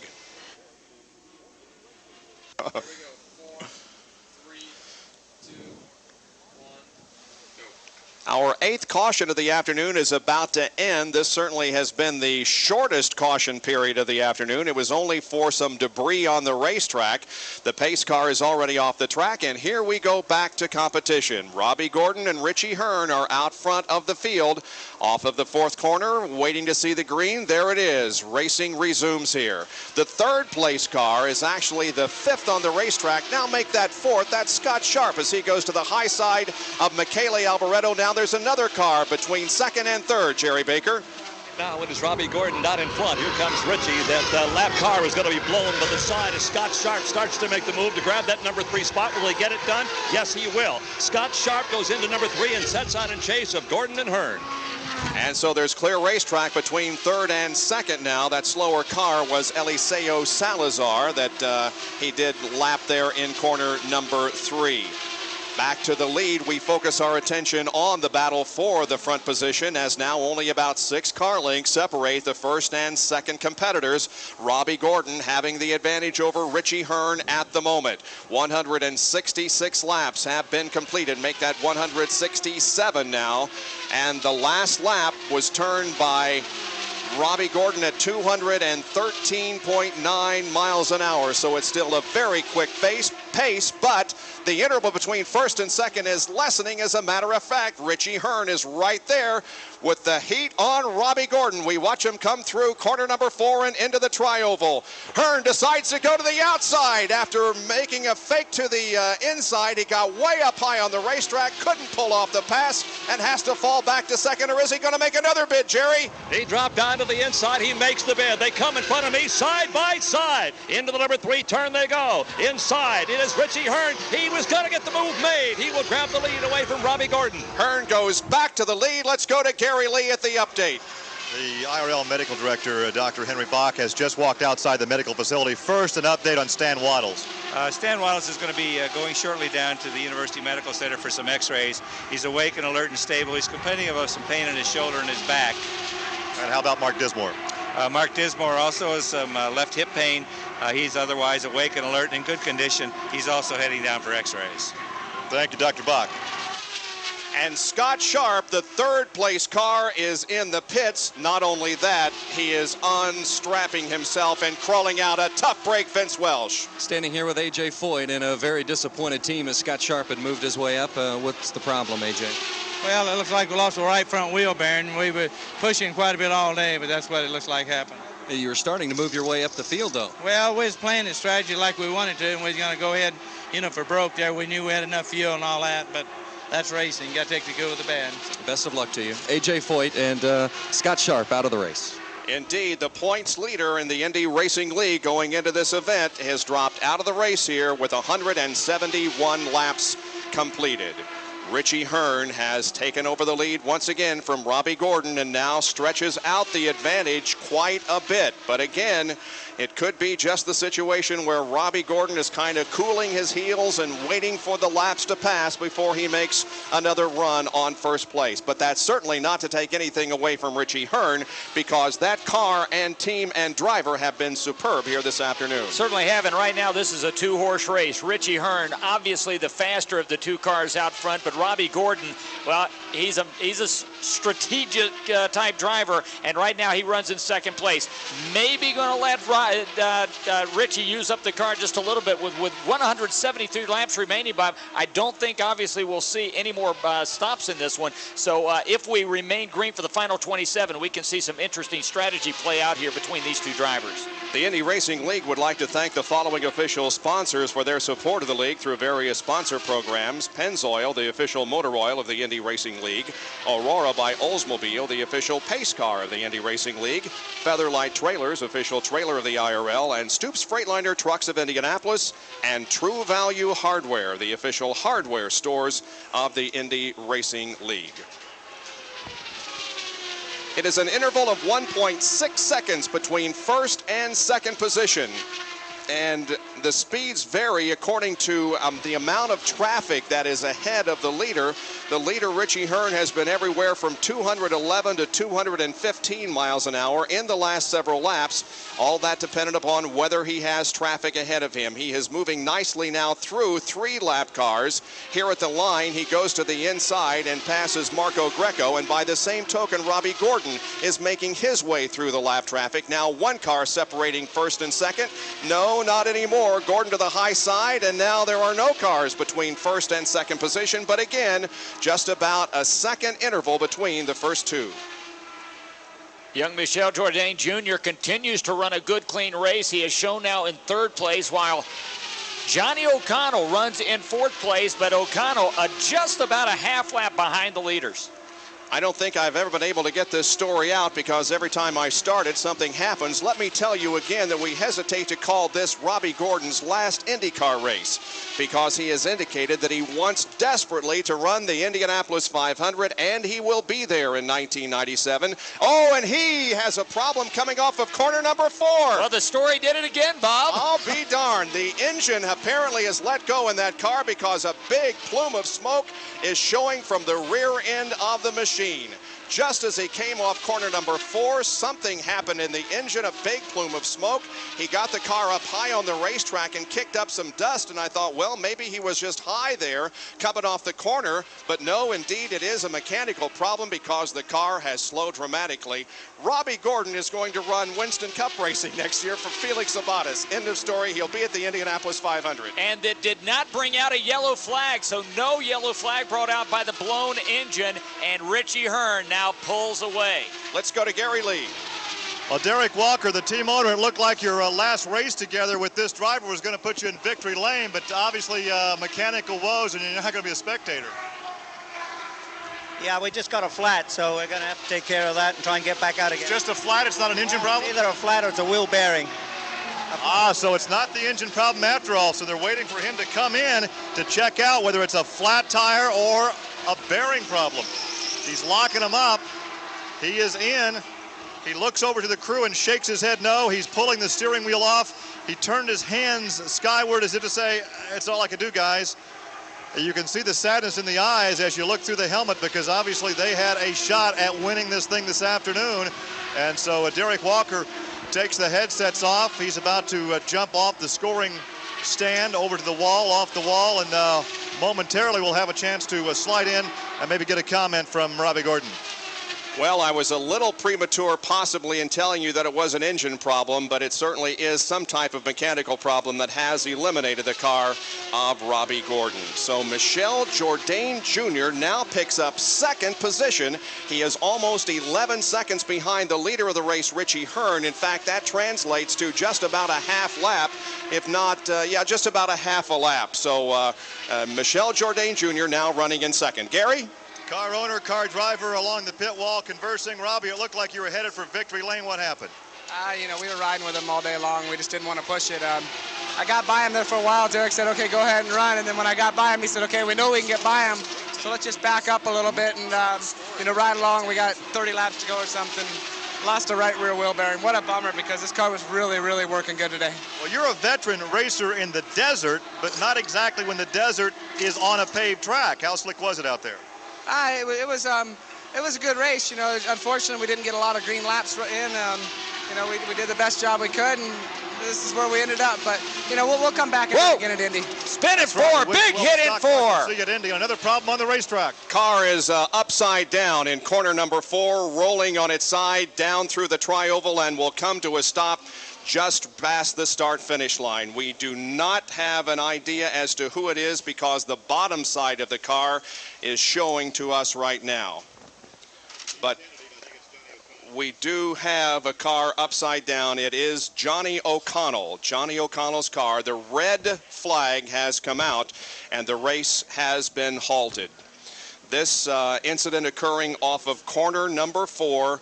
The car got up big time in the wall, a huge flame from the car, and is he climbing out of the car? He is! We see him coming out of the tub. What an unbelievable situation. He waves to the crowd, and you can hear behind me the incredible roar of applause from the thousands of fans gathered here. Boy, are they glad to see Johnny O'Connell emerge from the tub. And again, the bottom side of the car is showing, and we couldn't see what was going on until he popped his head up and the crowd erupted. Only Johnny O'Connell could destroy a race car, flip it upside down, slide a good 200 or 300 yards down a 90-yard strip of asphalt and play it to his advantage. He absolutely had the crowd on their feet. Man, oh man. Well, the race has been red flagged. That is the story now, the big story of the race. Now that we know that Johnny O'Connell is okay, the safety crew members simply turn it over. It bounces as it goes back onto all fours. But the good news is that Johnny O'Connell is okay. He was going to walk through the grassy area to the pit area, and now the safety workers have convinced him that he should get into the ambulance. He once again raises his hands, and the crowd loves it, Gary Lee. He wasn't even stunned or dazed. He climbed out, but remember, this was the car that won at Phoenix, and Treadway wanted to restore both of these cars. Now he has 2 wrecked cars to restore, Vince. John Della Pena here, and standing here in the Richie Hearn pits, everyone shrieked when the accident occurred, but most importantly, Johnny O'Connell is okay. But John Della Pena's driver, Richie Hearn, is 27 seconds in the lead, but this red flag, what does this do to your strategy? Well, I mean, we don't know. We're going to have to just gather ourselves up here and figure out what the hell's going on. We'll sort it out here in a couple minutes and see what happens. I don't think these guys know what the hell they're doing. Richie's had a good run today, and he's well out in front. Is the car perfect for him? The car, we worked on race setup all weekend. The car is working really good. We paid a lot of attention to our wheel bearings. We knew that was going to be a weak link here, and so far they've been holding up. We still have about 18 laps left, and I'm not ready to call it quits yet, but I think we're looking pretty good. I see that Robbie lost a wheel bearing, so we'll see what happens. What has upset you, John, about the way the race has been today? Oh, it's been okay. It's just that I don't know what they're doing now with the red flag and all that. It's kind of tough, you know, because we're faced with a lot of situations that we never seen before, you know. So this is like 2 red flags in the last 2 races. I hope we can sort it out. And Richie's car is stopped right in front of the pit area, about 30 yards up the road. Well, incredible afternoon here at Las Vegas. Down below us, we see the car of Johnny O'Connell, which has been righted and now is about to be lifted off of the racetrack. We had, 8 caution periods and then a red flag situation. The car overturned, and boy, we sure had doubts there for a while as to the condition of the driver, but he popped out and is in real good shape, it appears, going to the infield medical center. Of all the incidents that we've seen today, this is perhaps the most severe looking, and yet Johnny O'Connell is going to escape, it looks like, with no injuries at all, and it's just strange how that happens. He traveled just about the entire tri-oval with that car upside down, so really a very fortunate, scary-looking situation, but very fortunate that he walks away without a scratch. The car was not completely turned over. It was more on its right side, but it appeared as if the shoulder, if you will, of Johnny O'Connell was scraping the ground all the way through the tri-oval area. But obviously the roll bar did what it was supposed to do and kept the body off of the racetrack, and Johnny O'Connell is fine. Red flag, however, here at Las Vegas Motor Speedway. You think about your car a lot. You have grease under your fingernails. You can name all the NASCAR drivers and the cars they drive. You know rebuilding a 4-barrel isn't easy. It's fun. You can talk for hours about carburetors. You read about the auto show. You go to the auto show. You understand the difference between 30 weight and 40 weight. And you know where to go if you don't. True Value, official hardware store of NASCAR and garages everywhere. So hey, come into True Value and find everything you need for your car. Like Gojo Natural Citrus Hand Cleaner with pumice. It has a clean, fresh scent and really powers out grease and grime. USA Fashion Magic's Ratchet Tie Down secures cargo for transport on your trailer or truck with coated hooks that won't damage your vehicle's finish. The 8-gallon Rubbermaid Action Packer storage container features double wall construction and a sturdy hinge lid for a tight, water-resistant seal. True Value. Help is just around the corner. From Las Vegas, this is the Indy Racing League.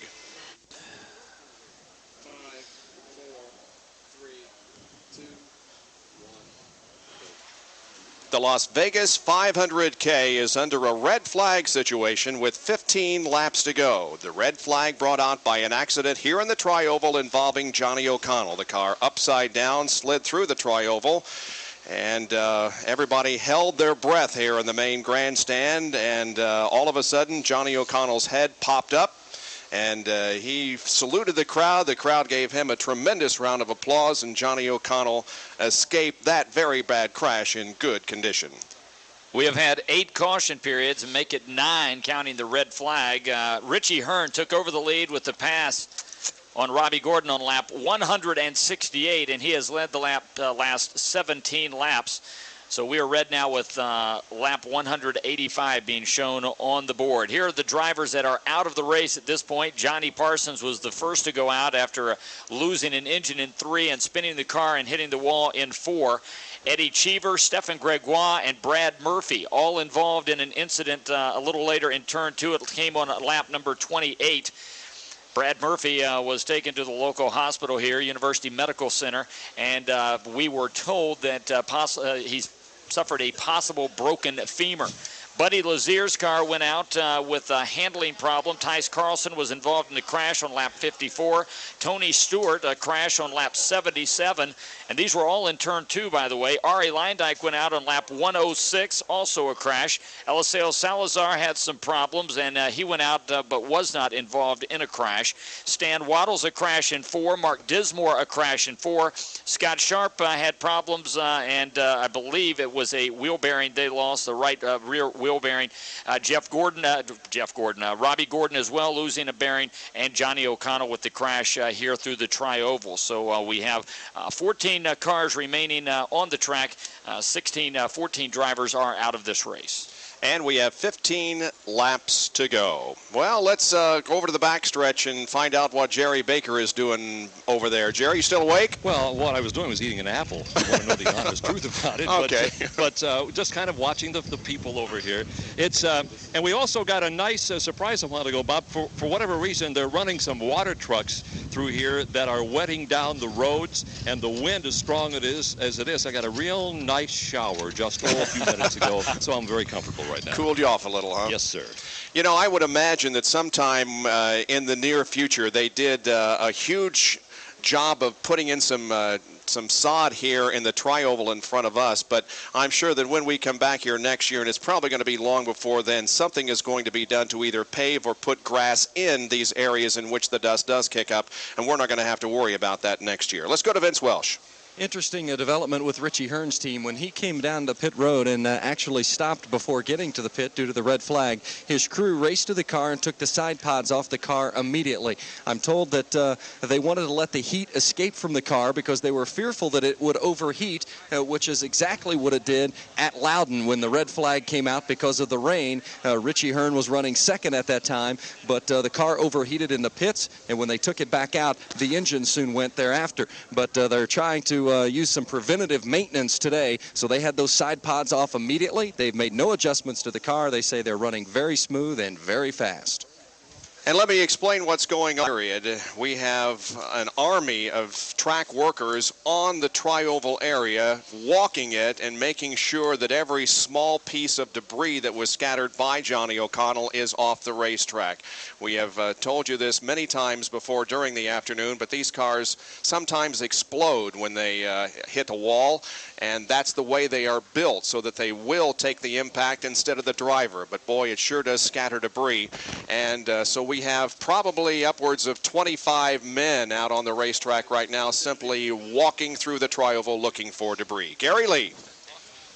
Dr. Henry Bach walked out after the standing ovation that Johnny O'Connell got when he climbed out of the car. Is he okay? Yeah, he looks fine. We're going to send him down for some precautionary x-rays, but he walked in and really has no complaints. Well, of course, a lot of entertainers have never had a standing ovation from this size of crowd in Las Vegas. But I tell you what, Johnny O'Connell's a ham, and he put on a show both in the race car and after he climbed out.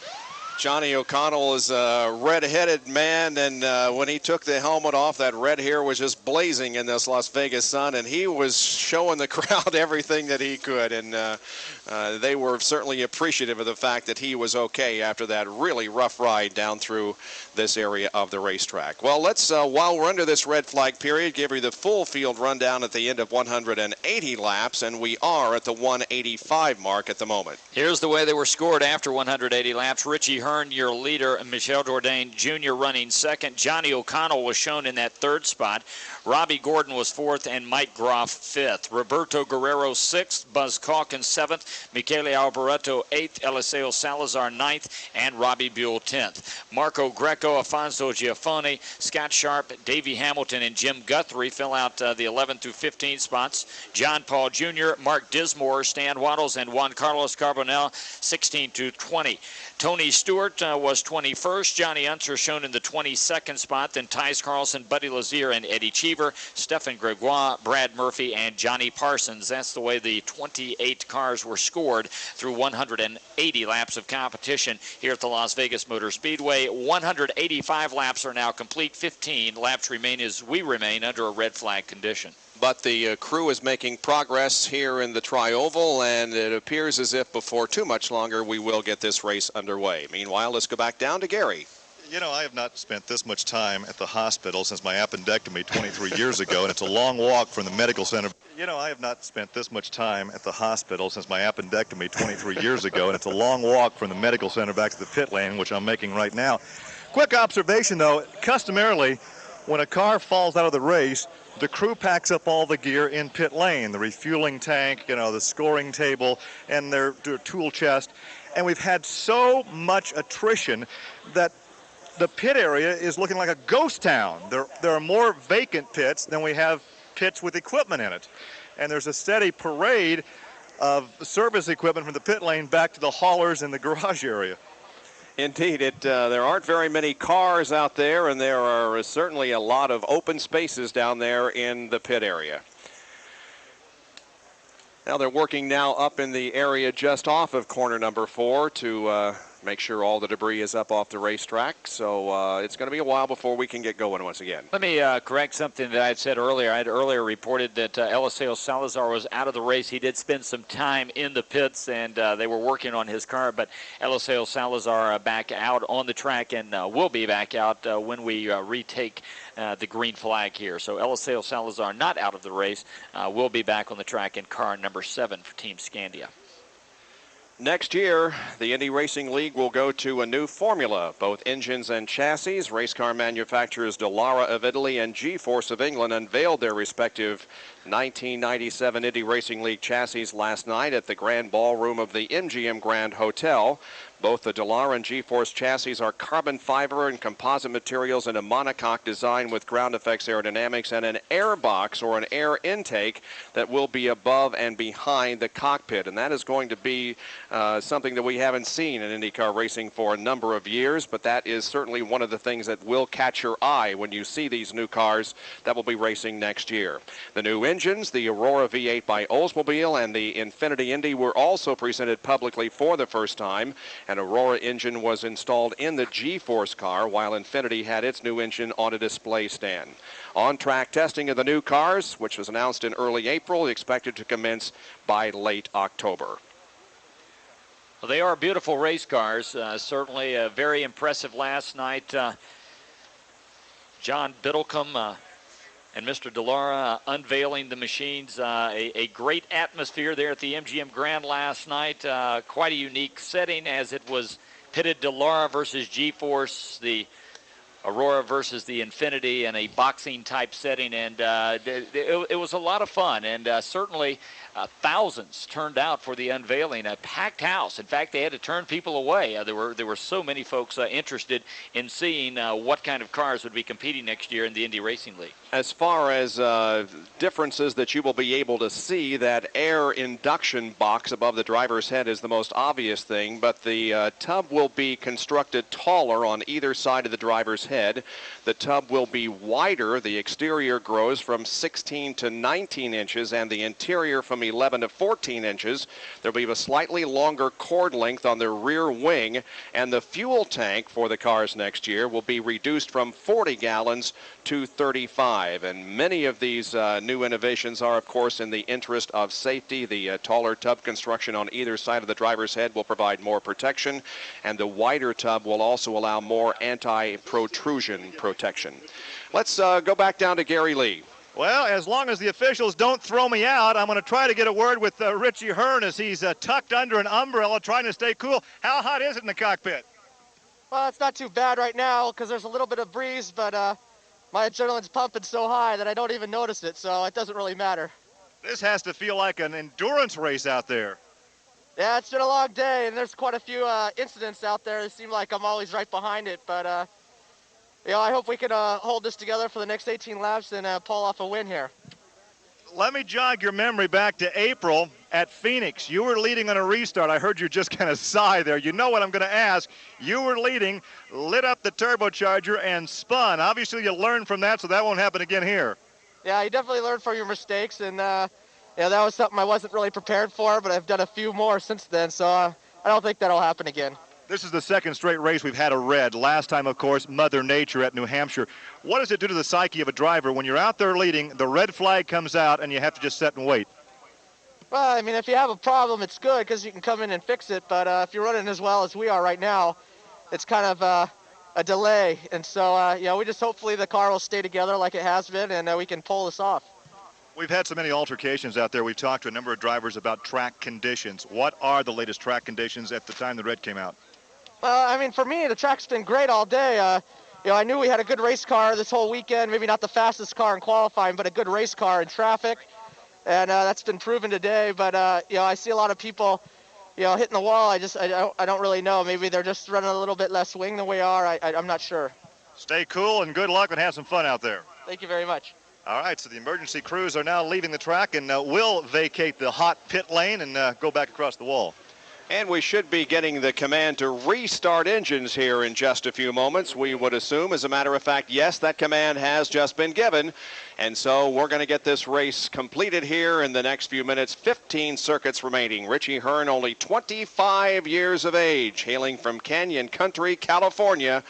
And he only needs to complete the next 15 laps and hold off the advances of Michel Jourdain Jr., and he's going to have a victory in his pocket. I believe that Michel Jourdain Jr. will be the only other car on the lead lap as we go back to competition. I believe that the 10 car, perhaps, of Mike Groff will be shown in third spot. We'll have to get the standings, though, when the cars get back on the racetrack. Bob, I believe, too, we'll have 16 laps remaining because they were scoring lap 185 for the leaders, but all of the cars had not completed lap 185, so I believe they'll revert back to the previous completed lap, which would be 184. So I believe we will have 16 laps remaining.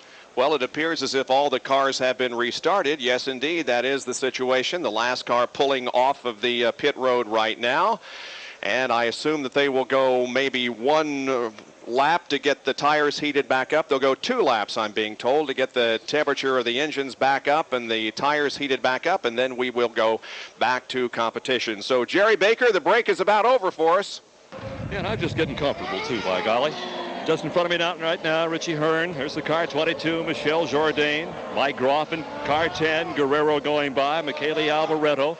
They'll take a couple of warm-up laps, Bob. This has really been a tough day on everybody here, including the spectators, but they've hung in there pretty tough, and so have you, buddy. Jerry, I'm wondering, are you more sunburned or windburned back there? You know, I was terrified of the sun because I've been in the desert before, and I was really fearful of this. In fact, our producer, John Royer, he bought about 3 gallons of suntan lotion, and I've got towels and I've got ice. That's not been a problem at all. The wind has been a problem back here today, and the driver, I think Ari mentioned the fact that the wind was a factor. So I think I'm more windburned than anything else, Bob. Okay.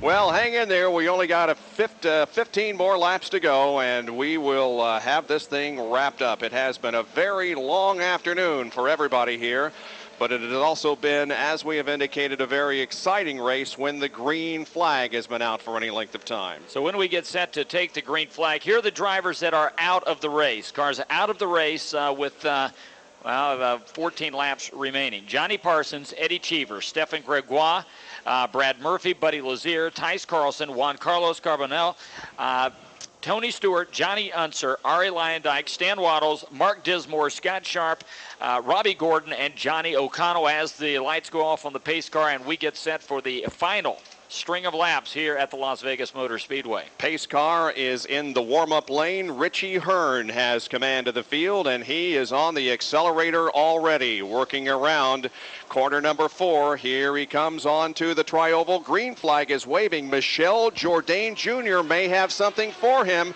Jourdain has already disposed of Davey Hamilton, who was between him and the leader, and Jourdain now sets his sights on the leader, Richie Hearn, as they enter the backstretch. And once again, the leader, after a yellow light, or in this case a red light, gets a terrific jump on the second place car. There's Michel Jourdain going right there, and Richie Hearn is already in the number 3 corner, now makes his way into the number 4 corner, into the trial level in front of the main grandstand.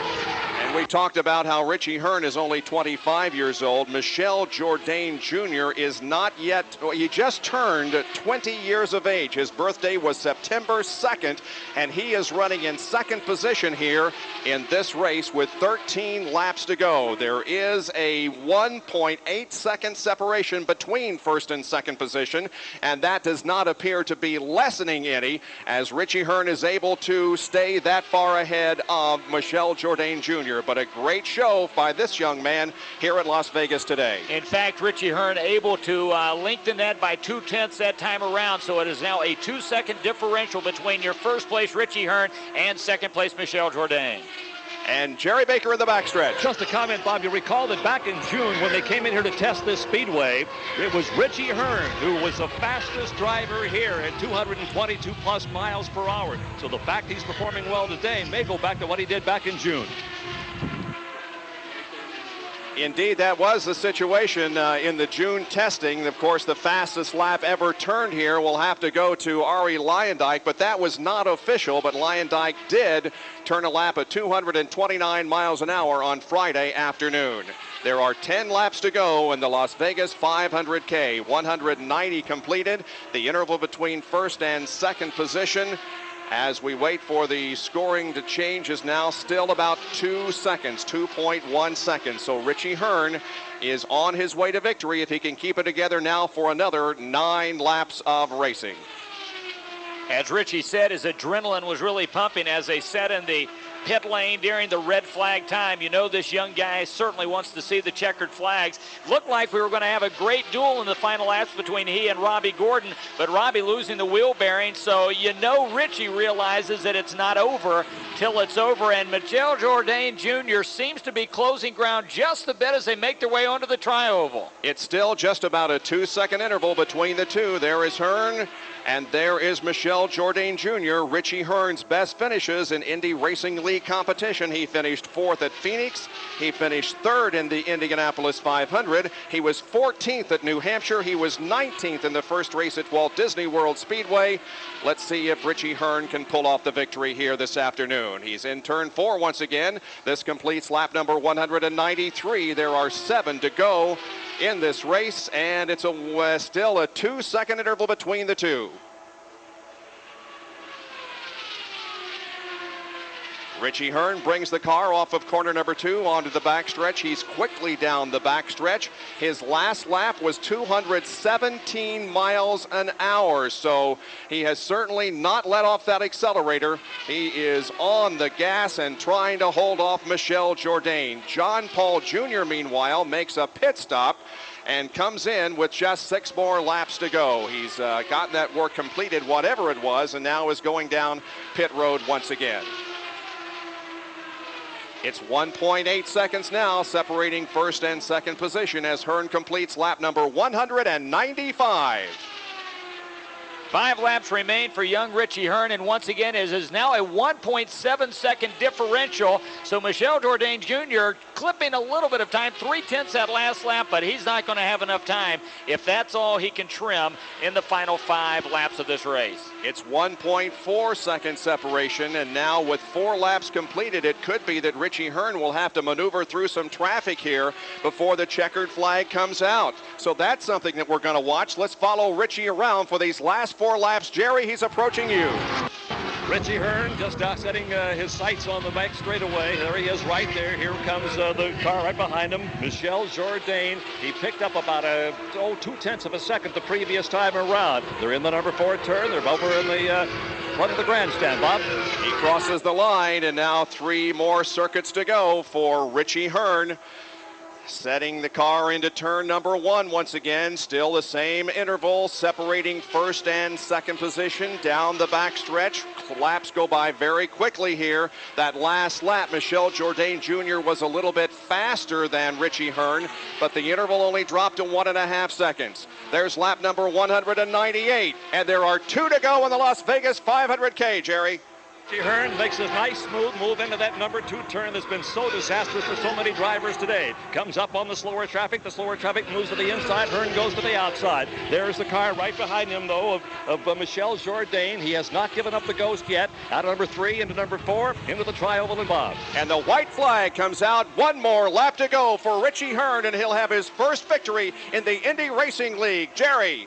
Richie Hearn sets his sights. He's got less than a mile to go. Hearn comes out of number 2, sets it gently against the outside wall. Got a little buffer zone there. There's Jourdain behind him. Let's call the finish for the first ever Las Vegas 500. Bob Jenkins. 25-year-old Richie Hearn from Canyon Country, California, comes through the tri-oval, takes the checkered flag, and wins the inaugural running of the Las Vegas 500K. Michel Jourdain Jr. finishes second, 1.6 seconds behind the leader, and Richie Hearn has his right hand off the steering wheel, and he is shaking it, and the fans gathered here this afternoon are cheering him to victory lane. Here's Vince Welsh. John, congratulations on the win. Thank you. This is awesome. This is by far my biggest day in motorsports. What were you talking to Richie about there as he came around the last time? Oh, I just told him he's awesome. He's just the best. He's awesome. He did a great job today. He earned every ounce of that win.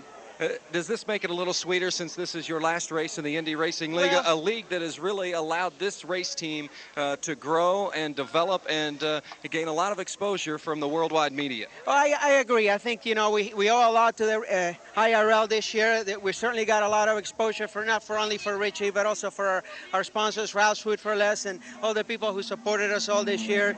And I really thank them for the exposure. We're just, you know, it was a business decision we had to make, and we're going to go over to kart next year, but what a sweet way to leave the league this way, and hopefully if we come back someday, we can do just as good. Congratulations, John. Thank you. John Della Pena, the Ralph Foods for Less team owner.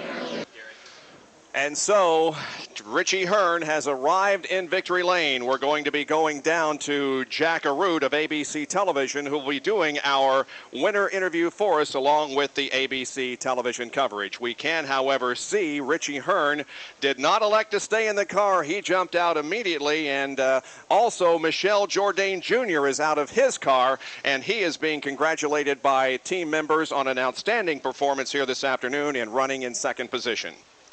Certainly the biggest day of that young man's career, as Michel Jourdain, just 20 years old.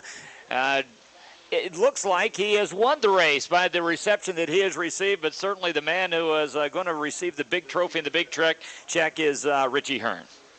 All right, we're just about to go now to victory lane, where Jack Arute will talk to the winner of the first 500K here in Las Vegas. Here is Jack Arute of ABC. Richie Hearn has found his way to victory lane, and hey, you said on the radio you had it for everybody today. You weren't at all concerned about the pressure from Robbie? Well, yeah, I mean, he's very, very aggressive, and I knew that, you know, he got me on that restart. He's just running really strong, but I had a real confident package here all day long, and I knew that going into the whole weekend. It seemed like, you know, right from the get-go, we had a good race car in traffic and everything. Maybe not the quickest car, but a good race car, and, you know, we were fast, and, you know, the last half of the race, when I passed Robbie, I never lifted. I was flat out around the whole track, and yeah, I don't think too many people were able to do that, and that really paid off. Well, started 8th in this one, and now all of a sudden you've come home victorious. Let's go back to the tower. Richie Hearn wins here in Las Vegas. Second place, Michel Jourdain Jr. Here's Vince Welsh. Michel Jourdain Jr., second place. He finished his highest finish in the Indy Racing League, and what a great weekend for you after struggling in qualifying. You were missing a cylinder, and I know you were disappointed with your qualifying speed, but you hung in there today, and I tell you what, the emotion in this pit looks like you won the race. Yes, I mean, the whole team made a great job. The car at the end was perfect. The last laps I was flat all around the track, but it's a shame there was a car in the middle of us. But Richie made a great race. The whole race he was very, very fast, and I'm very, very happy. We knew we had a very good car. It's a shame in the qualification we were in 7 cylinders, but I mean, it was just the qualification. In the race, we had a very, very good car. People seem amazed. You're only 20 years old, Michel. Where does all this natural talent come from? Oh, I don't know. The whole family has been in it. My dad, my uncle, I mean, all my uncles, everybody in the family has been involved in here, and everybody have helped me a lot. Herdes, I mean, all the sponsors from Mexico, everybody. Do you have it any chance at all there at the end if the race maybe would have gone another 5 to 10? Could you have caught Richie or not? I think I was catching him a little bit every lap. I don't know if he was kind of slowing down to keep the car to the end. I mean, the car at the end was perfect. I mean, I was flat all the way around. I was catching him a little bit. I don't know. We don't know what would happen. Maybe yes, maybe not. Well, congratulations on the second place finish. Michel Jourdain Jr. And let's go to Gary Lee with Mike Groff. Well, Mike Groff, who started 6th, driving for Jonathan Bird, Clayton Cunningham. Hey, it was a demolition derby. You stayed out of trouble, blistered a couple of sets of tires, but congratulations. The crew's ecstatic. We did, and I'll tell you, this is only our second race together with the Bird Cunningham Racing Team, and I'll tell you, they did a really great job once again. Finished 4th at New Hampshire. 3rd here. Hopefully we'll be able to just skip that 2nd for the next race and jump up to the top on the next one. That Visionaire car was almost as fast as the Visionaire airplane this afternoon, so a happy crew as Groff heads to victory lane. Mike Groff finishing 3rd. We've talked to Michel Jourdain Jr., who finished 2nd. The winner of this race here in Las Vegas was Richie Hearn. And on behalf of Richie Klein and the Las Vegas Motor Speedway and the Indy Racing League, we thank all the fans who gathered here at the Speedway this afternoon to see Richie Hearn win. For years, people from other countries have looked at us here in the U.S. as being aggressive, brash, even a little cocky. So what does Oldsmobile do? They introduced the 32-valve, 250-horsepower dual overhead cam V8 Aurora, a radical departure from the same old luxury performance sedans everyone else is building. With a body structure so rigid, it ranks among the world's best automobiles. Kind of makes you wonder what folks are going to think of us now. Test drive an Aurora today at your authorized Oldsmobile Aurora retailer. Indy Racing League fans, here is your chance to be a part of the 1997 Indy 200 at Walt Disney World. It's the ultimate fairy tale. Exciting Indy Racing League action and Walt Disney World. Be there for the return of the Indy Racing League in sunny Orlando, Florida. Stay at one of Disney's magical resort hotels with free transportation to and from the race. Imagine joining thousands of race fans in the heart of Disney's 8 theme and water parks. You can have it all. January 25, 1997. The Indy 200 at Walt Disney World. Call 1-800-822-INDY for your ticket order form. 1-800-822-INDY. From Las Vegas, this is the Indy Racing League.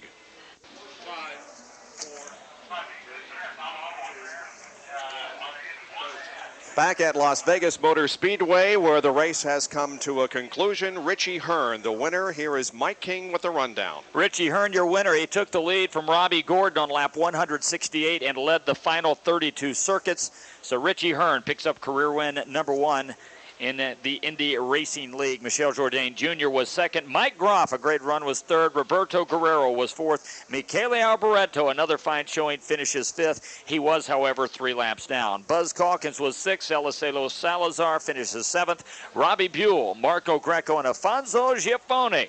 Not a bad showing. Top 10 in his first outing in an IRL machine. Davey Hamilton was 11th. Johnny O'Connell, who survived the spectacular accident in grand style, finishes 12th. Jim Guthrie was 13th. Robbie Gordon, who had a disappointment there with just 30 laps remaining as he lost the wheel bearing, he finishes in 14th place.